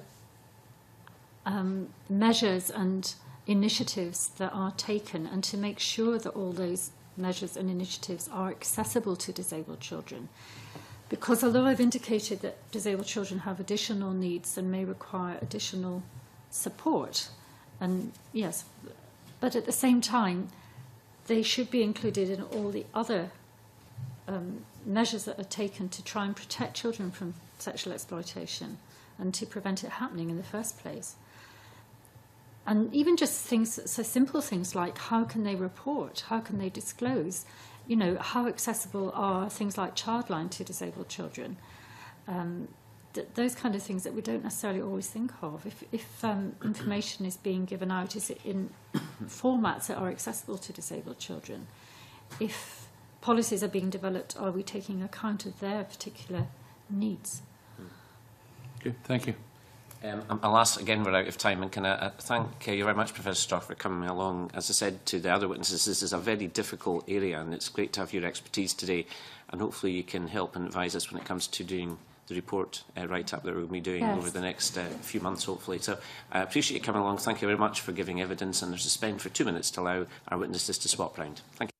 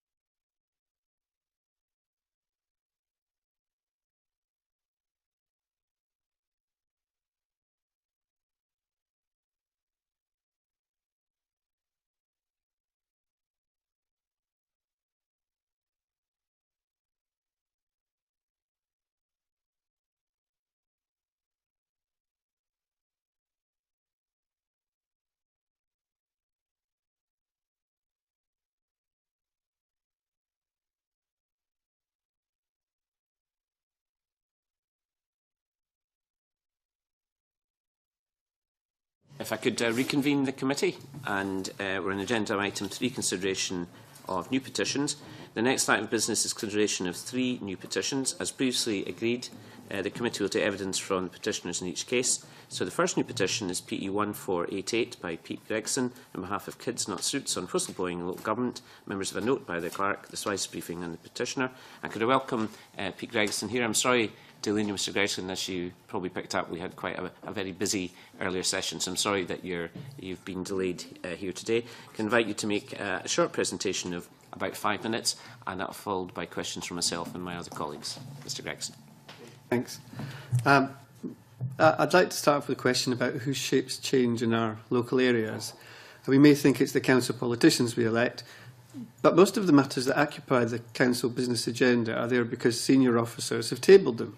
In the report, they tell politicians of a problem or opportunity and why they believe their solution is the best one. Our councillors must accept the statements made in the report as written. But in Edinburgh, as we've seen with the trams and property conservation and even the Castlebrae High School closure proposals, these reports can be biased or misleading. When they are, there's a very good chance that there will be at least one worker, somewhere in the council staff, who will be well aware of it. If an officer is concerned about a bad report, mismanagement, or the unintended consequences of a council decision, they have but two choices. They can keep quiet, or they can go to a manager. There's no doubt which course most bosses would prefer, because nobody really likes a troublemaker. Most councils have a policy on public interest disclosure, which is meant to encourage staff to take malpractice concerns to their managers. The first problem is that a biased report cannot be construed as malpractice. The second is that these policies don't protect staff. In Edinburgh, 2 council whistleblowers have in recent years been disciplined or sacked. In the case of the property conservation whistleblower, the council's audit committee heard back in 2010 that there were problems, yet the departmental head assured that matters were in hand, and they were not. The whistleblower was rooted out and sacked, as reported in the Edinburgh Evening News in July of last year. In his case, goes before an employment tribunal in November. He'd raised his concerns with his line manager, but nothing changed, and he went to a more senior officer. But the deafness went all the way up to his head of department, so that doesn't help either. In 2006, a similar thing happened. A council officer disclosed anonymously by email to the council leader that almost £500,000 of council cash had gone missing from the Edinburgh Lifelong Learning project. The leader passed this on to the education department, who chose to hunt down the whistleblower, who was traced and disciplined for the leak. Council staff are not allowed to disclose to councillors. He took the case to an employment tribunal at his own expense and won, with a £5,000 compensation award. Sometimes staff leave the council rather than risk blowing the whistle. 10 years ago, politicians were warned about the tram plans. Deputations-Committee focused on the financial shortfall, to which councillors replied that they must rely on the advice of senior officers, who were saying that the fears were unfounded. But transport engineering staff were expressing concerns about issues to their managers. Those staff members who'd flagged up problems, however, were marked men, and many choose to preserve their professional integrity by leaving the council. The union knows that the staff are victimised. In early May, Edinburgh Unison passed a motion calling for better whistleblower protection for council workers, which would include allowing staff to report malpractice to councillors. As noted above, present policies forbid this. Council workers from 2 other big Scottish local authorities have told me they are fearful or have been disciplined for reporting malpractice. Also, councils discourage staff from speaking to councillors about their concerns. The 2010 Councillors' Code of Conduct backs this stance. It tells councillors not to engage in direct operational management of the council services. That's the responsibility of the council employees. Now, I think we need a safer system, a system that puts knowledge in the hands of politicians directly, for they're accountable to the electorate who must foot the bill. Whistleblowers feel safer if they're involved because they're outside management. The only safe scheme, I think, is for each council to contract a commercial whistleblower hotline that reports mismanagement or poor advice to senior politicians from both within and without the ruling group. The politicians would come from the audit committee, since every council has one. A subcommittee comprising a rep from each party should consider disclosures to the hotline. If all agree that a disclosure represents a risk worthy of public concern, it should go on the council risk register and become public. The committee could then ask the monitoring officer to report on the risk that would subsequently be made public too. But here's an important consideration. I believe that before that report gets to committee, the whistleblower should have the right to comment on it and highlight matters they don't agree on. The councillors may then decide to seek further evidence. It's important to note that the definition of whistleblowing is presently restricted to malpractice, but council staff should be allowed to blow the whistle on misleading reports as well, because such reports lead to funding decisions, and it's public money that's at stake here. My petition calls for staff to be allowed to point to such reports as mismanagement, which allows a broader definition than malpractice alone. At present, the government considers it's for each individual council to come to its own whistleblowing arrangements. The President of COSLA is not convinced of the need for change. But whistleblowers go to employment tribunals. They must keep outside of the media for fear of damaging their case. If they win, they're usually forced to sign a gagging clause. So it's very rare for this problem to be publicised. I believe that what's happened in Edinburgh will be taking place in other authorities too. Much funding to councils comes in the forms of block grant from the government. It's public money at issue here. Whistleblowers often want to report mismanagement or misdirection because they feel bad financial decisions are being made. As holders of the public purse, I'm asking you to instruct measures to ensure they can feel safe to speak up. Thank you. Thank you, Mr Gregson. I have a couple of points. My questions may overlap a little bit from your statement. That's no bad thing just to get clarity on the record. What's your assessment of the current whistleblowing measures in Scotland? Well, I know that the NHS have Public Concern at Work, which is a helpline rather than a hotline, and it's got a different function because as a helpline, it's there to advise the staff member as to what they should do with their disclosure. So they'll probably have the health board's disclosure policy in front of them, and the usual advice is to take the concerns to their line manager or the trade union. So a hotline would be quite different. Now, I don't know of Scottish local authorities that have a hotline, but I do know that in Edinburgh last month they approved a new policy which, do you want me to go through it quickly? I'm afraid we're a wee bit tight for time, but we can maybe get, if it's anything in writing, if you pass it to our clerks. Well, the new policy is very much along the lines of what I've just described, where the Governance Risk and Best Value Committee will take reports from a commercial hotline. So Edinburgh has decided to go down the way that I'm proposing. They didn't originally. In June, they were going for a different option, but since then they've realised that this is about the management of risk. And if they want to avoid risk, then the safest thing to do is to have elected members involved and to have a whistleblowing hotline that's outside of the council. So with your proposals, would you wish to see then legislative change in Scotland so that every local authority and every public body would have to follow the same new whistleblowing charter, if you like, across the whole of Scotland? Would that be your ideal in terms I would like to see every local authority having the same measures in place as what Edinburgh is adopting.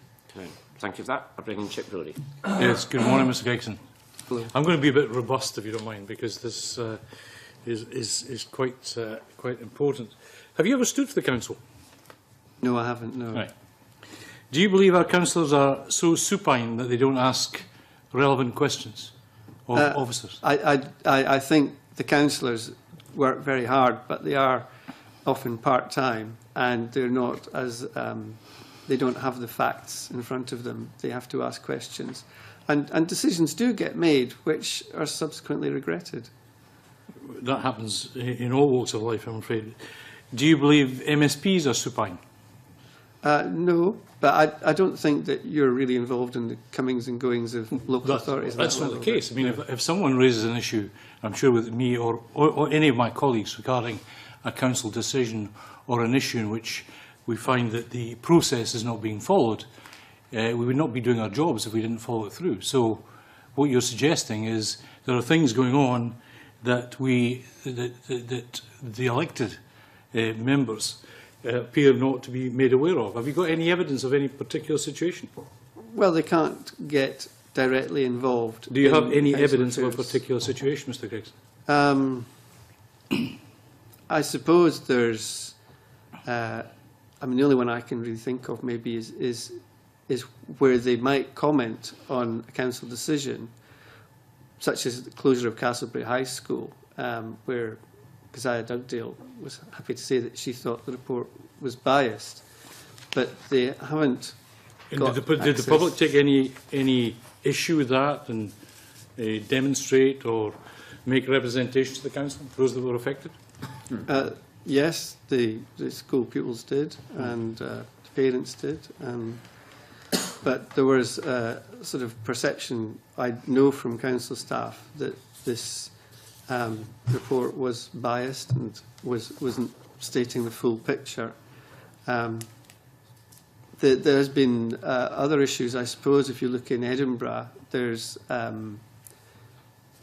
desperation to reach the Scottish Quality Housing Standard by 2015, with the result that several thousand houses have been demolished, but 3 years too early. And I think it was known some time ago that the credit crunch meant that demolition shouldn't really proceed, but the councillors had okayed it. I think if council officers had been allowed to speak to councillors, they could have pointed out that the thing needed to be slowed down. But, you know, Edinburgh wanted the SHQS as soon as possible, so there was an urgency which wasn't real because it was other authorities weren't driving at the same speed. You'll accept there are exigencies in the way that we sometimes have to approach particular items. One last question. You, in your petition, say cash which should be spent on the front line gets lost in the back office and our kids are the biggest losers. How much money do you think would be spent of chasing around every hotline call that was made to all of the authorities in Scotland? And therefore, how much cash would be lost that could be spent on kids? Well, I think if you looked at the case of Edinburgh, you know, the cost of the trams has been sort of 400 or 500 million over budget, and property conservation scandals about £40 million over budget.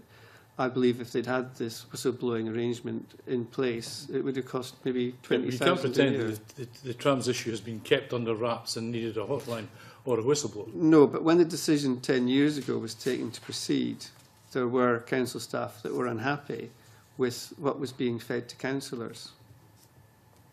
Okay, thank you. John Wilson. Thank you, Convener. Good morning, Mr Gregson. You'll see before you in this committee 5 members of the committee who were formerly councillors. So we do have some experience in this committee. Sorry, my apologies, Mr Brodie. Just ignored the party you represented at the time. So, in relation to, and it's an interesting petition you've put before us in relation to whistleblowing, but to a certain extent I think it's a bit naive because of the decision-making process that takes place in some local authorities. And I can't make the generalisation about how decisions are made, but I certainly know in the 2 authorities that I was involved in as an elected member, that decisions, what came to committee had already been predetermined by the convener or the majority group within the local authority. So the issue about taking a whistleblowing complaint to a special committee to actually consider the whistleblowing complaint, once it gets to full council, could actually be negated because the majority group, because they were involved in the original decision of or the original recommendation that came to the council, have already predetermined that decision. And it's how do we, or how do you see us getting to a position whereby those decisions and where whistleblowers are concerned about the recommendations that have been made to the council can be overturned? Because my experience is, and where you have a majority group on the council, if they vote for it, that's the decision, irrespective of the recommendation comes forward from senior officers or comes forward from a consideration by the convener of that committee or the council leader. Well, it's usually down to the audit committee because they're generally concerned with risk. And if something's happening that needs intervention, then they, as the sort of guardians of risk, would keep it on the risk register or put it on the risk register and flag it up as a public issue. So, yes, there are occasions where there are always kind of agendas and directions, but sometimes decisions are made without the full set of information before us, before the councillors. And within the audit committee, or in Edinburgh's case, the Government Risk and Best Value Committee, there are opportunities to scrutinise some of the decisions that may prove to be problematic later on. Not when that committee is dominated by the majority party which made the original decision. That's the point I'm trying to make, is that when you start looking at the democratic process, or the lack of democratic process, then it's something, and I know an example, a recent example, of a local authority group leader who has issued instruction to the conveners of committees, where they hold the majority, or they hold all the convenerships, to shut down any debate or questioning within the committee structure of issues that are being put forward for recommendation or approval at the council. So you've got a situation where, how does a whistleblower's line help that situation where there is a clear instruction being issued that any questions of or dissent that is being raised within the council committee structure, how does a whistleblower get their views expressed within that domain?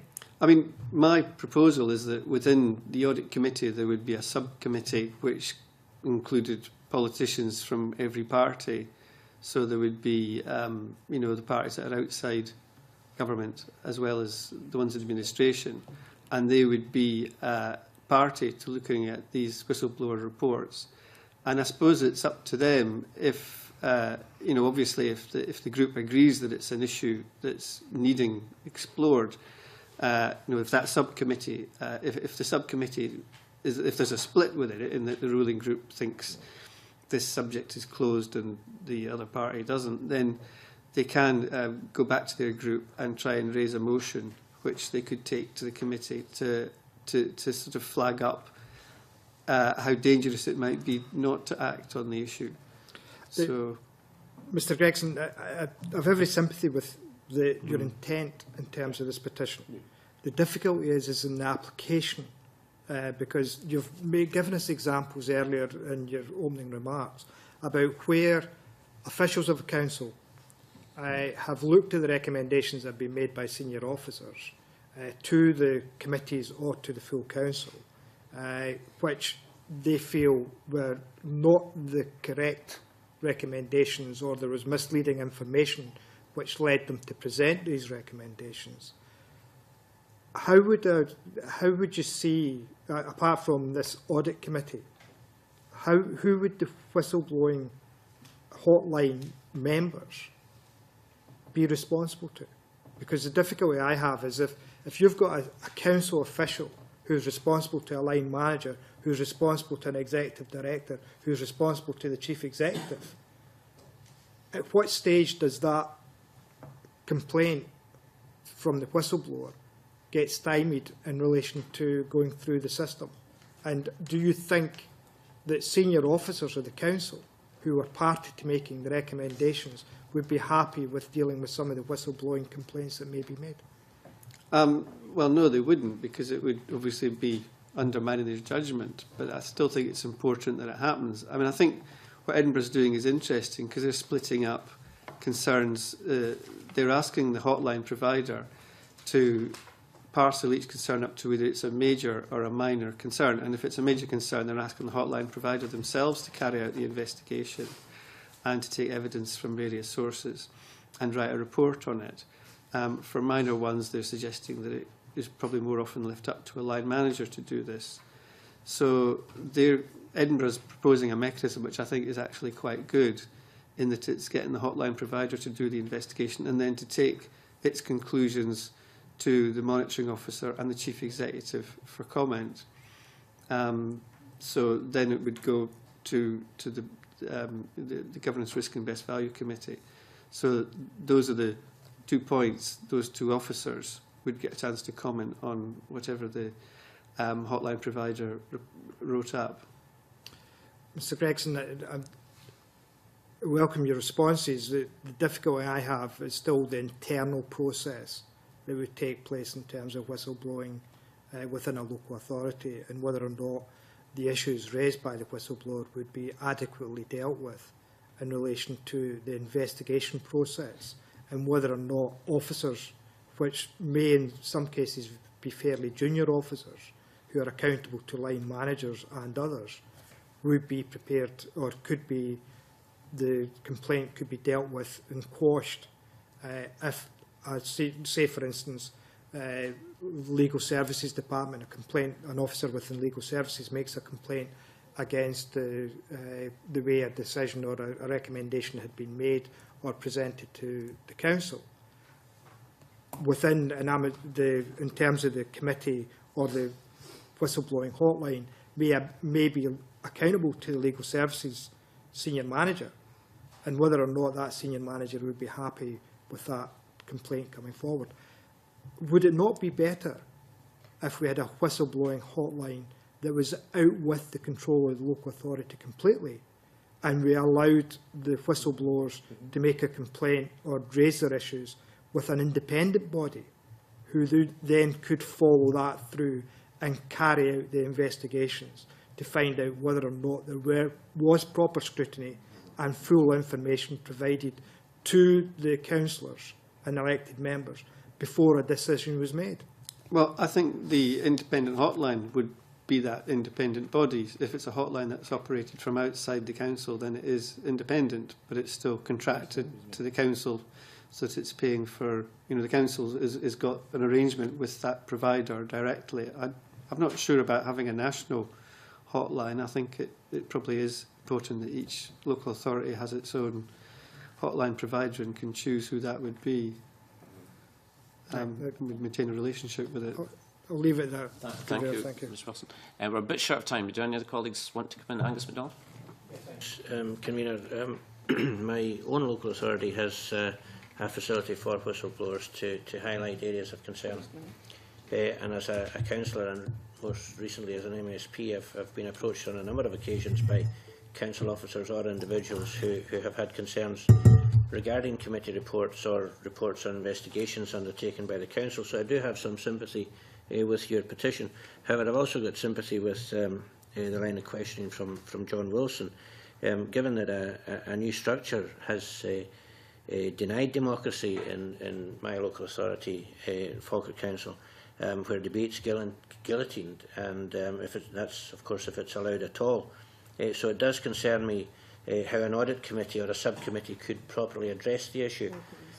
So how would you address a democratic deficit that we have in Falkirk in the local authority, and would you agree that, or with John Wilson's suggestion, that there's a strong argument for an independent hotline rather than one which is monitored by the local authority?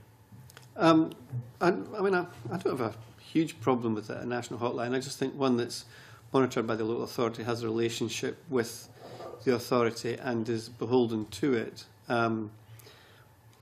I think I don't really know exactly what's gone on in Falkirk, but I think the issue is for me about an audit committee and a risk register. I think councils have to hold a risk register, and it's about putting things on that risk register which are going to be available for the public to see, and I suppose it's in the public eye that there is an issue that needs to be explored, that has been flagged up, and until it gets onto the risk register, it's not a public matter.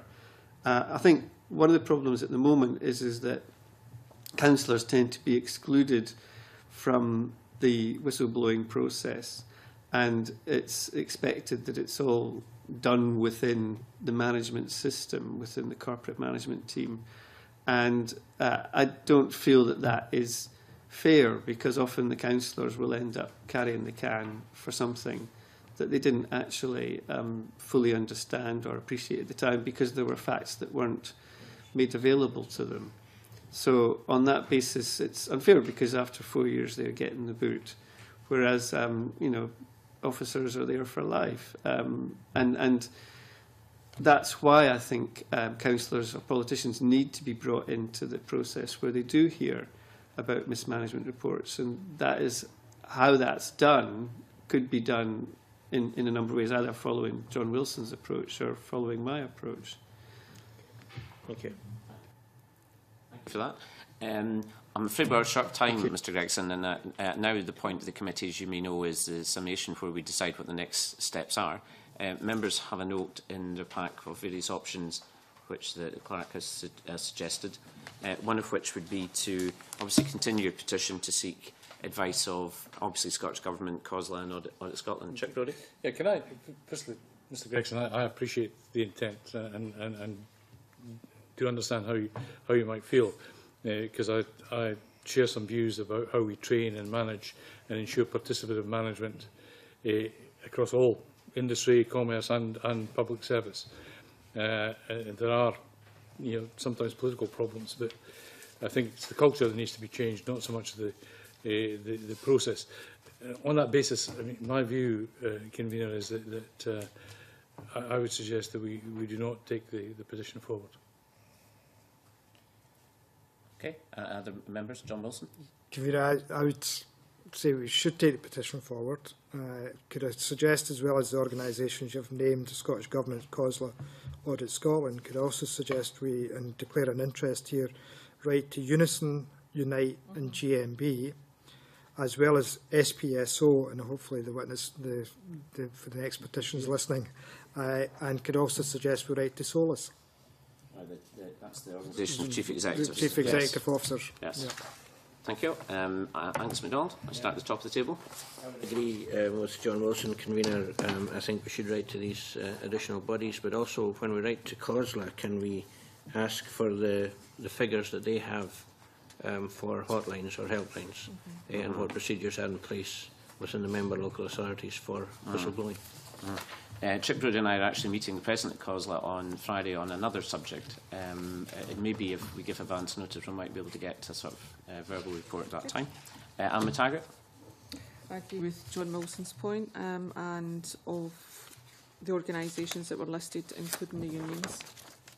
Good. David Torrance? I'm happy to agree with John. We don't tend... Sorry, Angus MacDonald? Convener, clearly you're going to receive a verbal report on Friday, but will that include a written report for yes, the committee? it may be they're not able to give us a verbal report because of the notice issue, but we'll certainly put a note to them and ask for a written report back to the committee. Okay. Do you have anything, Stuart? We don't tend to, sorry, just for a vote. And just for information, Mr. Guys, we don't tend to have votes on this committee, but obviously there's been an overwhelming majority in terms of comments. Being a good Democrat, I'll go along with the decision. So I think we've got a unanimous decision that we are going to continue with your petition, and we're going to write to all the organisations that you've heard members such as John Wilson mention, and we'll obviously keep you up to date with any developments. And I'm sorry again that you've been delayed. We had a very, very busy earlier evidence session. I mean, there's one thing that I probably forgot to mention, that I also think bullying can be an issue, and at the moment the definition of malpractice excludes that. So I'm thinking of mismanagement and bullying as other issues that could come through the hotline. Thank you much for giving your time, and I'll suspend for 1 minute till our witnesses to swap round.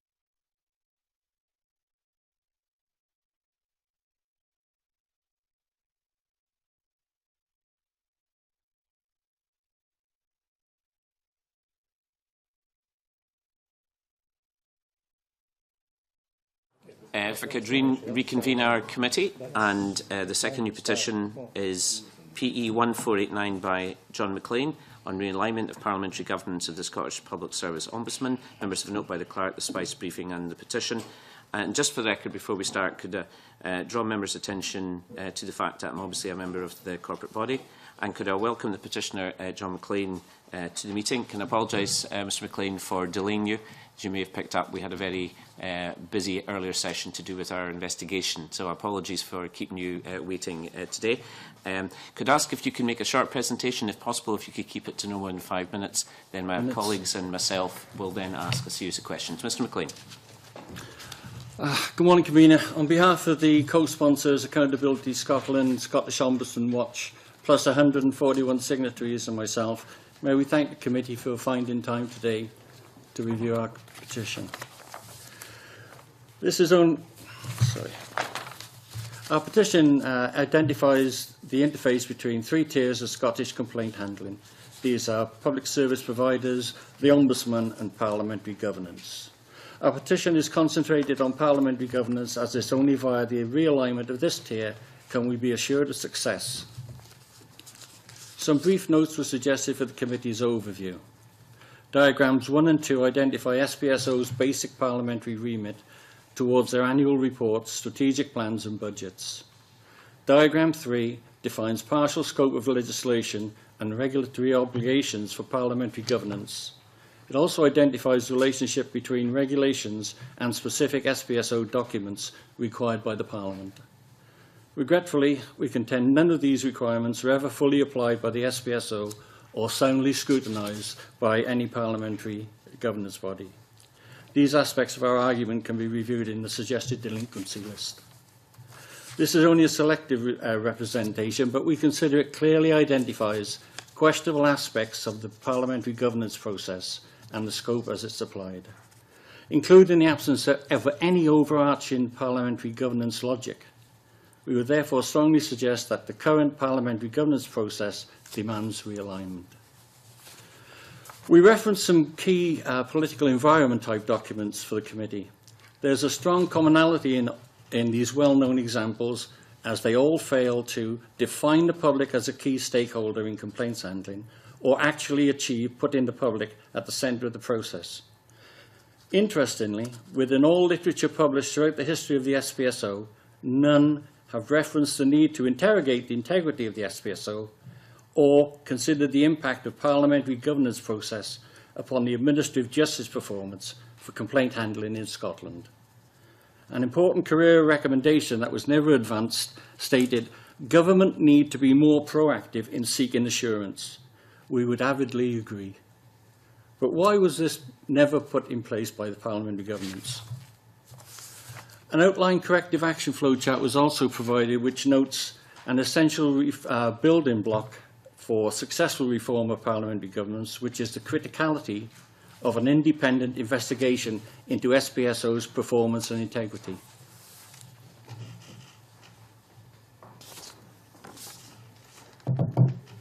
We pose the following important points for consideration by the committee. Point 1. Why is there parliamentary governance of the SPSO? We suggest that parliamentary governance is not an arbitrary decision, but one of critical weight, being essential to provide accountability to Parliament. Point 2. What's the purpose of scrutiny? We contend it's to ensure the compliance with an approved remit and also provide opportunity for timely corrective actions. However, we strongly argue that neither matter has ever been properly applied. Point 3. What's the subject for parliamentary scrutiny? The subject is SPSO's performance achieved against their parliamentary remit. This is defined in statute as a review to ensure Ombudsman is fulfilling all the functions of the post as set down in legislation and for the use of resources. A dictionary definition of functions is office holder's duty and mode of action by which it fulfills its purpose. Therefore, the Ombudsman is required to comply with all the legislation and regulations that govern a body set up by Parliament. Our position is the scope of SPSO's mode of action is not recognised within the parliamentary governance process. This is a fundamental and fatal omission. Your committee's remit to advance democracy is possibly the most powerful and demanding of any parliamentary committee.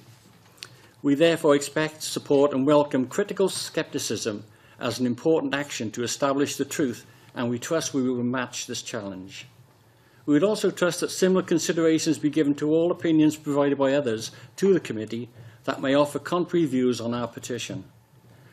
Regrettably, history has proven to us that the written and spoken word are sometimes not necessarily worthy of the integrity which we are all anxious to attribute to them. Thank you, Convener. That ends. Thank you very much, Mr McLean, and thank you for keeping to time. As you can see, we're, I'm afraid, very busy today. And thanks very much as well for providing us with a very detailed, simplified logic diagram. It's a very detailed piece of work, and I appreciate all the time and effort you've had preparing documents for the committee. I have two questions for you. The first is, are you looking for legislative change as far as to enact the needs of your petition? I think some could be employed, but just to get the remits implemented as written would be a major step. And in simple terms, Mr McLean, you know that in terms of how commissioners are governed both in Scotland and indeed in Westminster, there's two very sort of simple ways of dividing it. First of all, having responsibility through the parliamentary arm, and most of our commissioners are responsible, as you know. They have some responsibilities to committees, but mostly to the corporate body. And some organisations are responsible to the Scottish Government. So, for example, in Westminster, the Victims Commissioner is effectively a governmental body rather than a parliamentary body. So I would make that the divide. What would you see some third way that's not either parliamentary or through the government? There's some other body responsible for them. No, I think the bodies are suitable. They just need to look at what's in front of them and apply it. Right. Thank you for that. Chip Brody? I have a question. You just asked my question. Okay, John Wilson. Commissioner, no questions at the present moment because I'm a member of the committee that will actually take evidence from the Jim Martin, the Commissioner, in December. The Local Government and Regeneration Committee is tasked as the committee designated by the Parliament to receive the annual report and ask questions regarding the SPSO's annual report.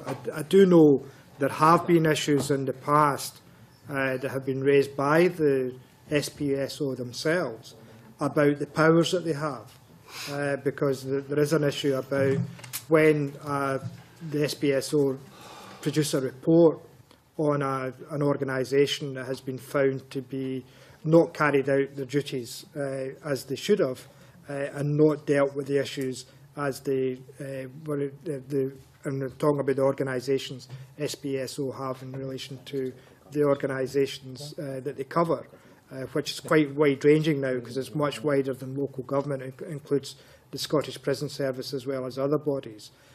So there is an issue about reporting and what actions the Commissioner has in relation to instructing organisations to correct procedures. They can make recommendations at the present moment, but at the present time they do not have the legislative power to force that agency or organisation to carry out the recommendations that have been made by SPSO. So that may be an issue that we certainly, when it comes to Local Government and Regeneration Committee, I can look at in the questioning of the Commissioner at that point.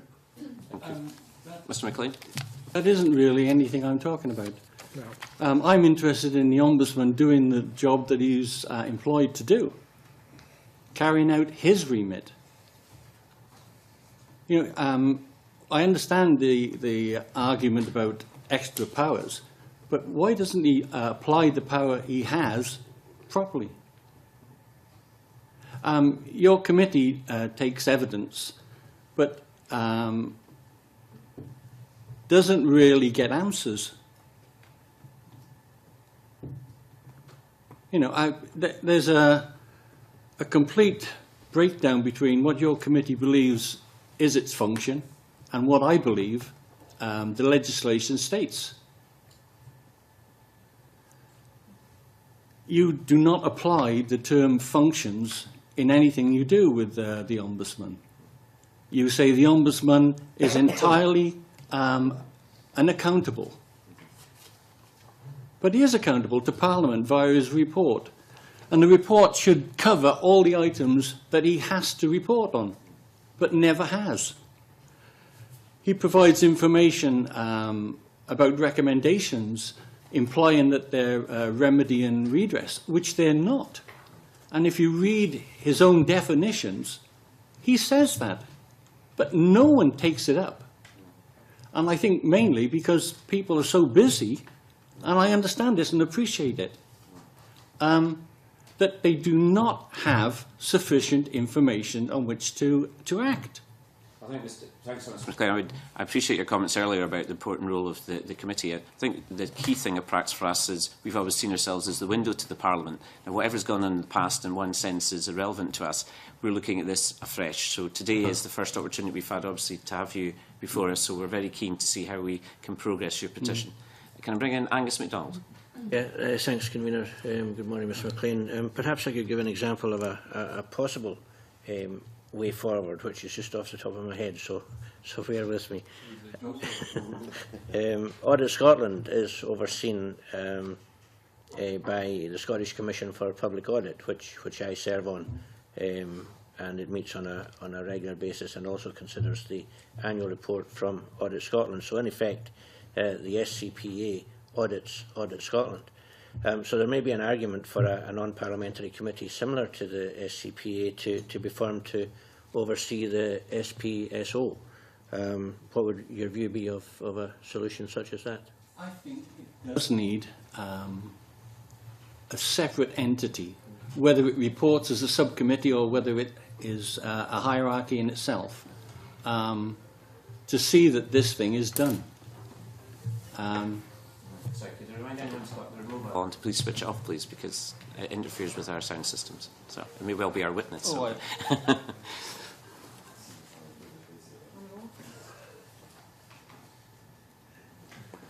I apologise, Convener. It's got a mind of its own. I just thought I would throw that into the pot to see what your no, it's an excellent idea. I made suggestions that there should be a subcommittee that would report to perhaps the local Governance and Regeneration Committee or to the SPCB. But my correspondence with both these committees have not proved very fruitful. But your suggestion is excellent. Off the top of your head. Thank you. Would other members wish to contribute at this stage? Amit Taggart? Just to expand on that suggestion, who would you think should be on that body? What a good question. You would need someone that has the experience and the skill sets. I don't think there's any specific place they must come from. This resource is available all over. It, can be inside the Parliament. It could be people seconded that are external to that committee. But it requires people that understands what the Ombudsman is doing and how this is being failed by the Parliamentary Committee and the SPCB. Before I move on to summation. The next point, as you know, Ms McLean, is the committee then decide what the next step's going to be. And we have an options paper that gives us various options. One is to continue the petition, to seek advice from other bodies so that we can make a more informed decision. And obviously, if we were doing that, we would need to write to the corporate body, which you mentioned, obviously have a key role here, and also the SPSO. We could take any other action committee seems appropriate. And one that's perhaps not on the paper, but has occurred to me during the process, we might want to think about. I mean, it is also possible that we could refer immediately to the Local Government Regeneration Committee. We tend not to do that, Mr McLean, in the sense that we want to try and do as much mileage as we can. We're not a simple referral agency. But in this basis, as Mr Wilson's pointed out, the committee themselves are going to be looking at this. So that is an option for this committee as well. Mr Wilson? Kavira, could I disagree with you in terms of referring this petition at this point to the Local Government Regeneration Committee? Local Government Regeneration Committee is tasked with looking at and examining the annual report presented by SPSO. I think there is an issue for the corporate body, Scottish Parliament corporate body, and I think in terms of the recommendation would be to write to the corporate body in the first instance to get their views, because while the committee, the Local Government Regeneration Committee, has oversight in terms of the annual report as presented, the corporate body has a specific role in overseeing the management and operation of the SPSO. And I think it would be more appropriate if we contact or refer this to the and bearing in mind, Convener, you're a member of the corporate body, refer this petition to the corporate body and seek the response from the corporate body on the issues raised, and then maybe at a later date refer it on to the Local Government Regeneration Committee for them to then take on board the views of the corporate body as well as the petitioner. I think that Mr Wilson's outlined the normal process that we carry out in the committee. I'm just flagging out what options would be available. I think in terms of timing, I think it makes sense to get some advice from the corporate body before doing anything else. Chick Brody? Can I ask, as John Wilson says, you're a member of the corporate body, that it at least considers if it can, the suggestion by Angus MacDonald, which I think is very appropriate in terms of what we're trying to achieve and what the petition brings to us. Yeah, I'll certainly ask that the full set of papers go to the corporate body along with Angus MacDonald's suggestion. That makes a lot of sense. David Torrance? Okay, Alma Taggart? Agree with that decision. Angus MacDonald, you've already made a suggestion, I think. Agreed. So I think, as you've heard, the committee are unanimous that we need to take this important petition forward. The corporate body have a key role, so we're going to send all the paperwork along with that Angus MacDonald's suggestion to them. So then we'll keep you in the frame, Mr McLean, of how things are developing, and obviously we'll look at this again in the future committee once we've had the information back from the corporate body. So can I thank you again for coming along. You've done a very, very thorough piece of work here. Particularly impressed with your simplified logic diagram, and I know you've put a lot of time and effort into it. So as you can see, the committee are continuing with the petition, and we'll keep you up to date on the developments. I know you're tied for time, Convener, but may I comment on Mr Wilson's position? I'm sorry, it's just okay. just on the procedure. Once we've had this nomination, we're not allowed to bring anyone else in. No. But I appreciate you coming along, and I'll defer for 2 minutes to allow witnesses to swap round. And thank you again, Mr McLean, for coming along, and sorry delaying you.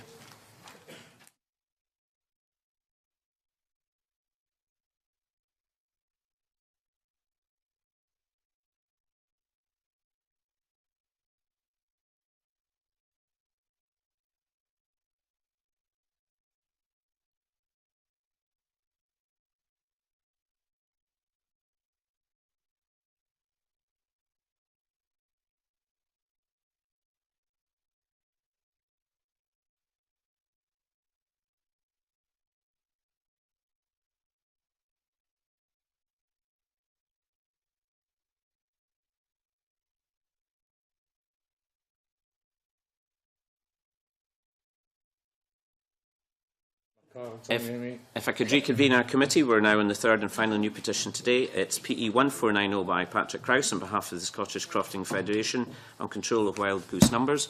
Members have a note by the clerk despite briefing the petition. Could I welcome the petitioners, Patrick Krause and Roddy MacDonald. Apologies again, gentlemen, for keeping you delayed. I'm familiar with both gentlemen. I think I'm a member of the cross-party group on crofting. And can I invite Mr Krause to give us a short presentation of no more than 5 minutes. Mr Krause. Certainly no more than 5 minutes, Convener. Thank you very much for inviting us to defend our petition. I just really wish to say at the beginning that myself and Roddy MacDonald aren't experts in wild goose management. We're here, we raised the petition on behalf of our members, the members of the SCF, who asked that we raise a petition, and I, as the Chief Executive of the SCF, raised the petition on their behalf. It's because our members see the escalating numbers of geese as a problem. It's not a new problem. It's been something that has been going on for a long time now, certainly for decades rather than just years, and it's getting worse. So we raised the petition to ask that there's pressure put on by the Scottish Parliament on the Scottish Government to look at whether it's addressing this situation in the most appropriate way, and whether the budget that is afforded to the control of wild geese is sufficient. We're particularly looking at the UISTs because this is where the membership raised the question to us and asked us to raise a petition. The UISTs, as you might well know, are a very high nature value area. The maca in the UISTs is unique, apparently, in the world, not just in the UK. And it's because of the fact that it's cropped, and it's cropped in a traditional way, which encourages biodiversity. What we're putting forward is the fact that these vast numbers of geese, particularly the grey-lag goose in the UISTs, are threatening the biodiversity and the conservation of this unique habitat, and are also, from our point of view, threatening the very existence of crofting in the UISTs. If I could just put something very quickly on the table. When we raised this petition, the Scottish Government's public response to it in the press was that the SCF have not been participating in the National Goose Management Review Group. I should say that we did at one time participate in this group. We then stopped for a period because it was felt that the group was not being active enough, and that our presence within it, rightly and wrongly, probably wrongly, is perceived by our members to be condoning what the group was doing. It's just a public perception, so we stopped going to the group in response to the public perception. We now go to the group again and in fact will be attending next week. So I just thought that we should get that out of the way. If I could just conclude my introduction by introducing Roddy MacDonald, who is a crofter in South Uist and sees the goose problem on a daily basis. He used to work for the Corolla and was on the Goose Management Committee there. So with your permission, I think it's much more likely that he'll be able to contribute to your questions more than I will. Thank you much, Mr Crowson. I was just going to extend the courtesy to Mr MacDonald. Please feel free to intervene for any of the answers you wish to contribute to. My first question is, as you know, SNH have a scheme in Orkney to permit the limited sale of wild goose carcasses under licence. Would you support an extension of the scheme if the European Commission agree? Yes. Yes is the answer. It's something that we've discussed at length and feel quite strongly about the fact that SNH, in its adaptive management programme, is reducing numbers, and we applaud this. We're very supportive of the adaptive management approach. But the trouble is that it creates a lot of dead birds, obviously. And in the Uist, what's been happening is that they get buried. And we feel, to not put it too strongly, that this seems to be a bit of a perversion of what we're trying to do. It's a resource that really needs to be used. Right. And the second question really is, would you support a sort of reintroduction of the goose management schemes? Because there were schemes in the past that aren't currently continued in some areas. Yes, I mean, in the US in the last 4 years, there has been a Maher Life project with RSPB, Colonel and Shear and the SCF. And it has been looking at crop protection, because one of the main things in the US is actually the protection of crops.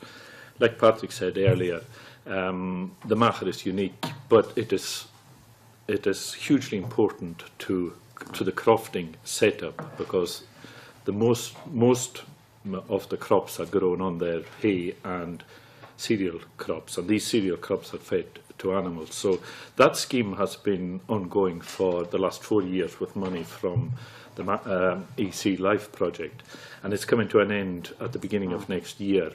And people are really worried because it seems to have worked quite well, where crops have been protected using lethal and non-lethal methods, and running alongside it for the last year or part of the year has been the adaptive management being undertaken by SNH. So the problem, or one of the problems could potentially be that if crops are not protected, what happens? And if people stop cropping, what does that do? Not to only to the agricultural side, the crofting side, but also to the environmental side.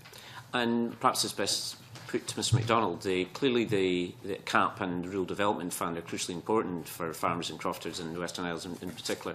I spoke in that debate just a few weeks ago, and I know that we're not totally in place to get that programme up and running next year, though there will be some transitional funding. Do you see the Rural Development Programme being vitally important for farmers and crofters in this issue?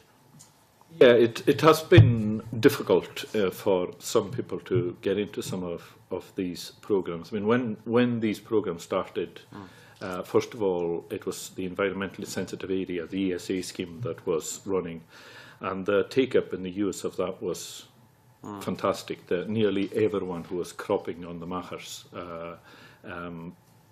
joined these schemes because they were seen as being a payment for traditional cropping methods, which people were carrying out anyway. As schemes have developed since that time, and I think that would have been in the 80s, they become more environmentally maybe focused, or other focuses with crofting or agricultural production not being the main focus. And while I'm not saying that it should be, there should be a balance very much between environmental and crofting because of the importance of production of feed for cattle production in the US. And Mr Krause? Sorry, if I could just add to that, with regards to the SRDP, a fear that that we have about a scheme as important as this being under the SRDP is if it became a competitive measure. because we don't believe that something like this, that's as vital as this, should be a competitive measure. It should be something that the government has a budget specifically for. When you mean a competitive measure... well, if it became a rural priorities measure, for example, right. which then applicants have to compete and gain points to be able to get the money. So then, and realistically, it would mean that crofters in the US, for example, might be competing to get money to control geese against you know, somebody in east of the country competing to get money for a slurry store, for example. It also depends on the size of the rural development programme, because we don't. The last time I looked at this, we didn't have the final figures, because clearly that's going to be vital. And we also need to know what the modulation rates are going to be, because that affects the move from Pillar 1 to Pillar 2, and government's still considering that particular move. Can I bring in my colleagues? Any of my colleagues wish to participate? Chair Brodie? I asked this. Good morning. Or good afternoon, as it is now. I asked this out of some ignorance. I mean, I know we've talked about adaptive management measures, which I assume means culling the population. What is there in there that stops the breeding, or can stop the breeding of the geese legally? I mean, we've had things like, you know, as a townie, know the impact that seagulls have had, for example, in Ayr, where they've tried to, you know, they don't cull them because they can't, because they're protected, but the use managed to stop them laying eggs. And what can be done in that area, or what is done in that area? There are a number of measures that have been tried. The adaptive management measure is to actually cull birds before they nest, and that has been part of it, to try and reduce the number of nesting pairs and the number of chicks raised. There has been also small attempts to do things like the oiling of eggs and taking a number of eggs out of nests, which hasn't, it was only done a couple of times, and I can't actually say what the scientific answer has been, but certainly some birds just gave up on the nest and went away and nested somewhere else. So it is quite difficult on what else to do. The main thrust has been shooting. I mean, greylag geese are a quarry species and they're shot during the open season, but the adaptive management is to try and reduce the numbers producing young, so that I mean, if we look at the numbers, counts have gone from 2000 in the early 80s up to hit a point of 9,500 resident geese. These are not migratory geese. There are 3,000 barnacles who are resident in North Uist over the winter as well. So these are resident geese. So the attempt is to try and reduce the number of breeding pairs, and that's what the adaptive management scheme has been about. Yeah. Angus MacDonald? Thanks, Convener. Good morning, Patrick. Good morning, Roddy. Hailing from a farming background on the Isle of Lewis, I've actually got a great deal of sympathy for this petition. I actually remember in my younger days, you'd be lucky to see 4 or 6 geese on a field at any one time, and now, just last week, I saw hundreds in one field, and proceeded to move them on. Now, obviously, the damage that these geese can do to the crops is colossal. You know, 4 geese can eat as much as 1 sheep. And there's also an argument that the geese excrement can cause abortions at lambing times. So no farmer or crofter in the Western Isles, or indeed the Northern Isles, can continue to sustain such losses, and the problem is going to get worse before it gets better. Now, clearly there are different goose management procedures on different islands. Islay has a completely different system to Orkney, for example. On Islay, they're paid a considerable amount to shoot them in a year. So, would you be seeking similar systems throughout the Northern and Western Isles, including the adaptive management system that you mentioned, rather than the current piecemeal approach where different islands are approaching it in different ways? I think from the US point of view, what it really needs is both strands that have been going on for the last number of years, and that is a crop protection scheme, which is lethal and non-lethal, because you can scare geese away from crops, and also the adaptive management scheme to try and take numbers down to manageable levels. I think when they start, I mean, the geese in Uist, there's been resident geese in Uist since, I think, the 17th century. Caithness, Solway and Uist had a resident population of grey-lag geese. And I think what you've got in Lewis and Harris now is just the overflow, and also Colin-Tyree is the overflow of geese from these areas. And they are now resident populations in these areas, whereas in a lot of other areas, Isla, for instance, it's mainly migratory geese, which is a different problem. I mean, the Uist scheme has not been to protect grass, it has only been to protect crops. So you still get the fouling on grass, because when they put off crops, they will quite often go on to grass. But although some people might disagree, you know, at least the grass is growing. If the crop is damaged, it's not going to grow again. So from that point of view, both, I think, have to be part of a scheme, especially in the US for the Machar area. Thank you. And I'm sorry we're again a bit short of time to both the witnesses, but there's a number of ways that you can scare geese off, isn't there, Mr MacDonald? You know, as an active crofter. I mean, I think I saw something in your report about old cars are being dumped in the field. Well, yes, and there are I wasn't quite sure the relevance of that, but I'm sure you can tell us.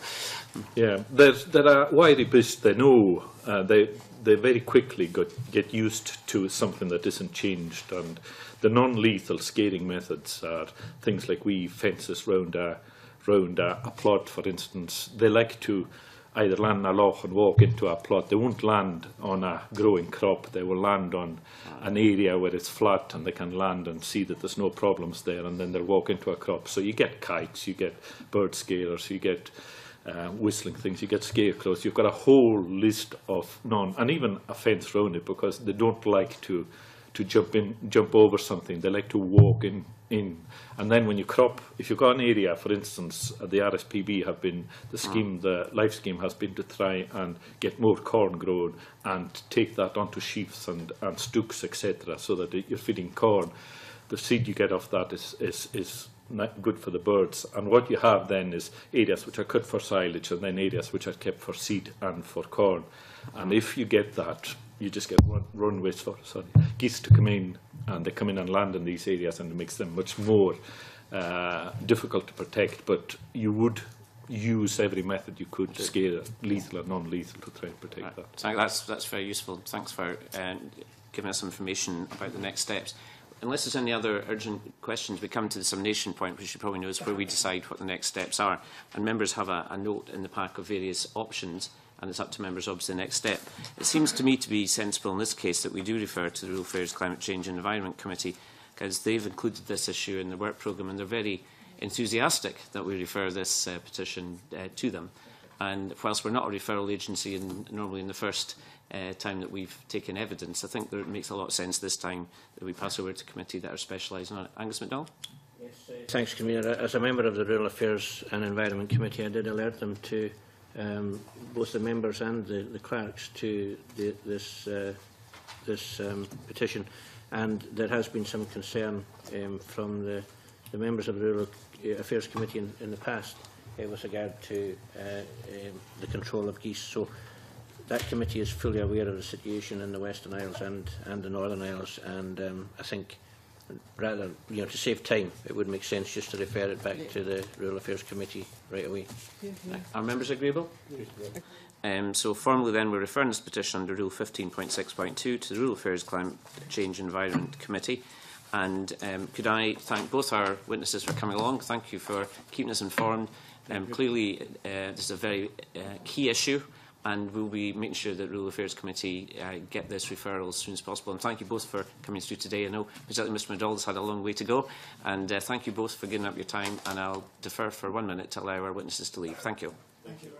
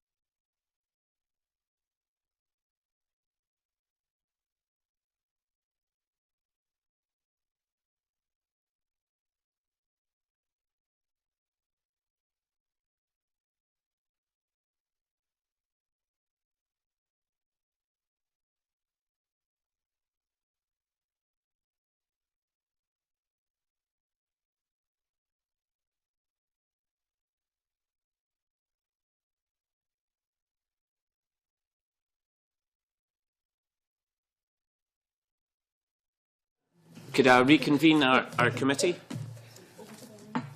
Given the time constraints upon us now, I propose to defer consideration of the 3 current petitions at agenda item 4 to a future meeting. Are members agreeable to that course of action? Thank you. Accordingly, as agreed at agenda item 1, we move into private business for the remaining agenda item, and I'll just give a few seconds for the gallery to clear.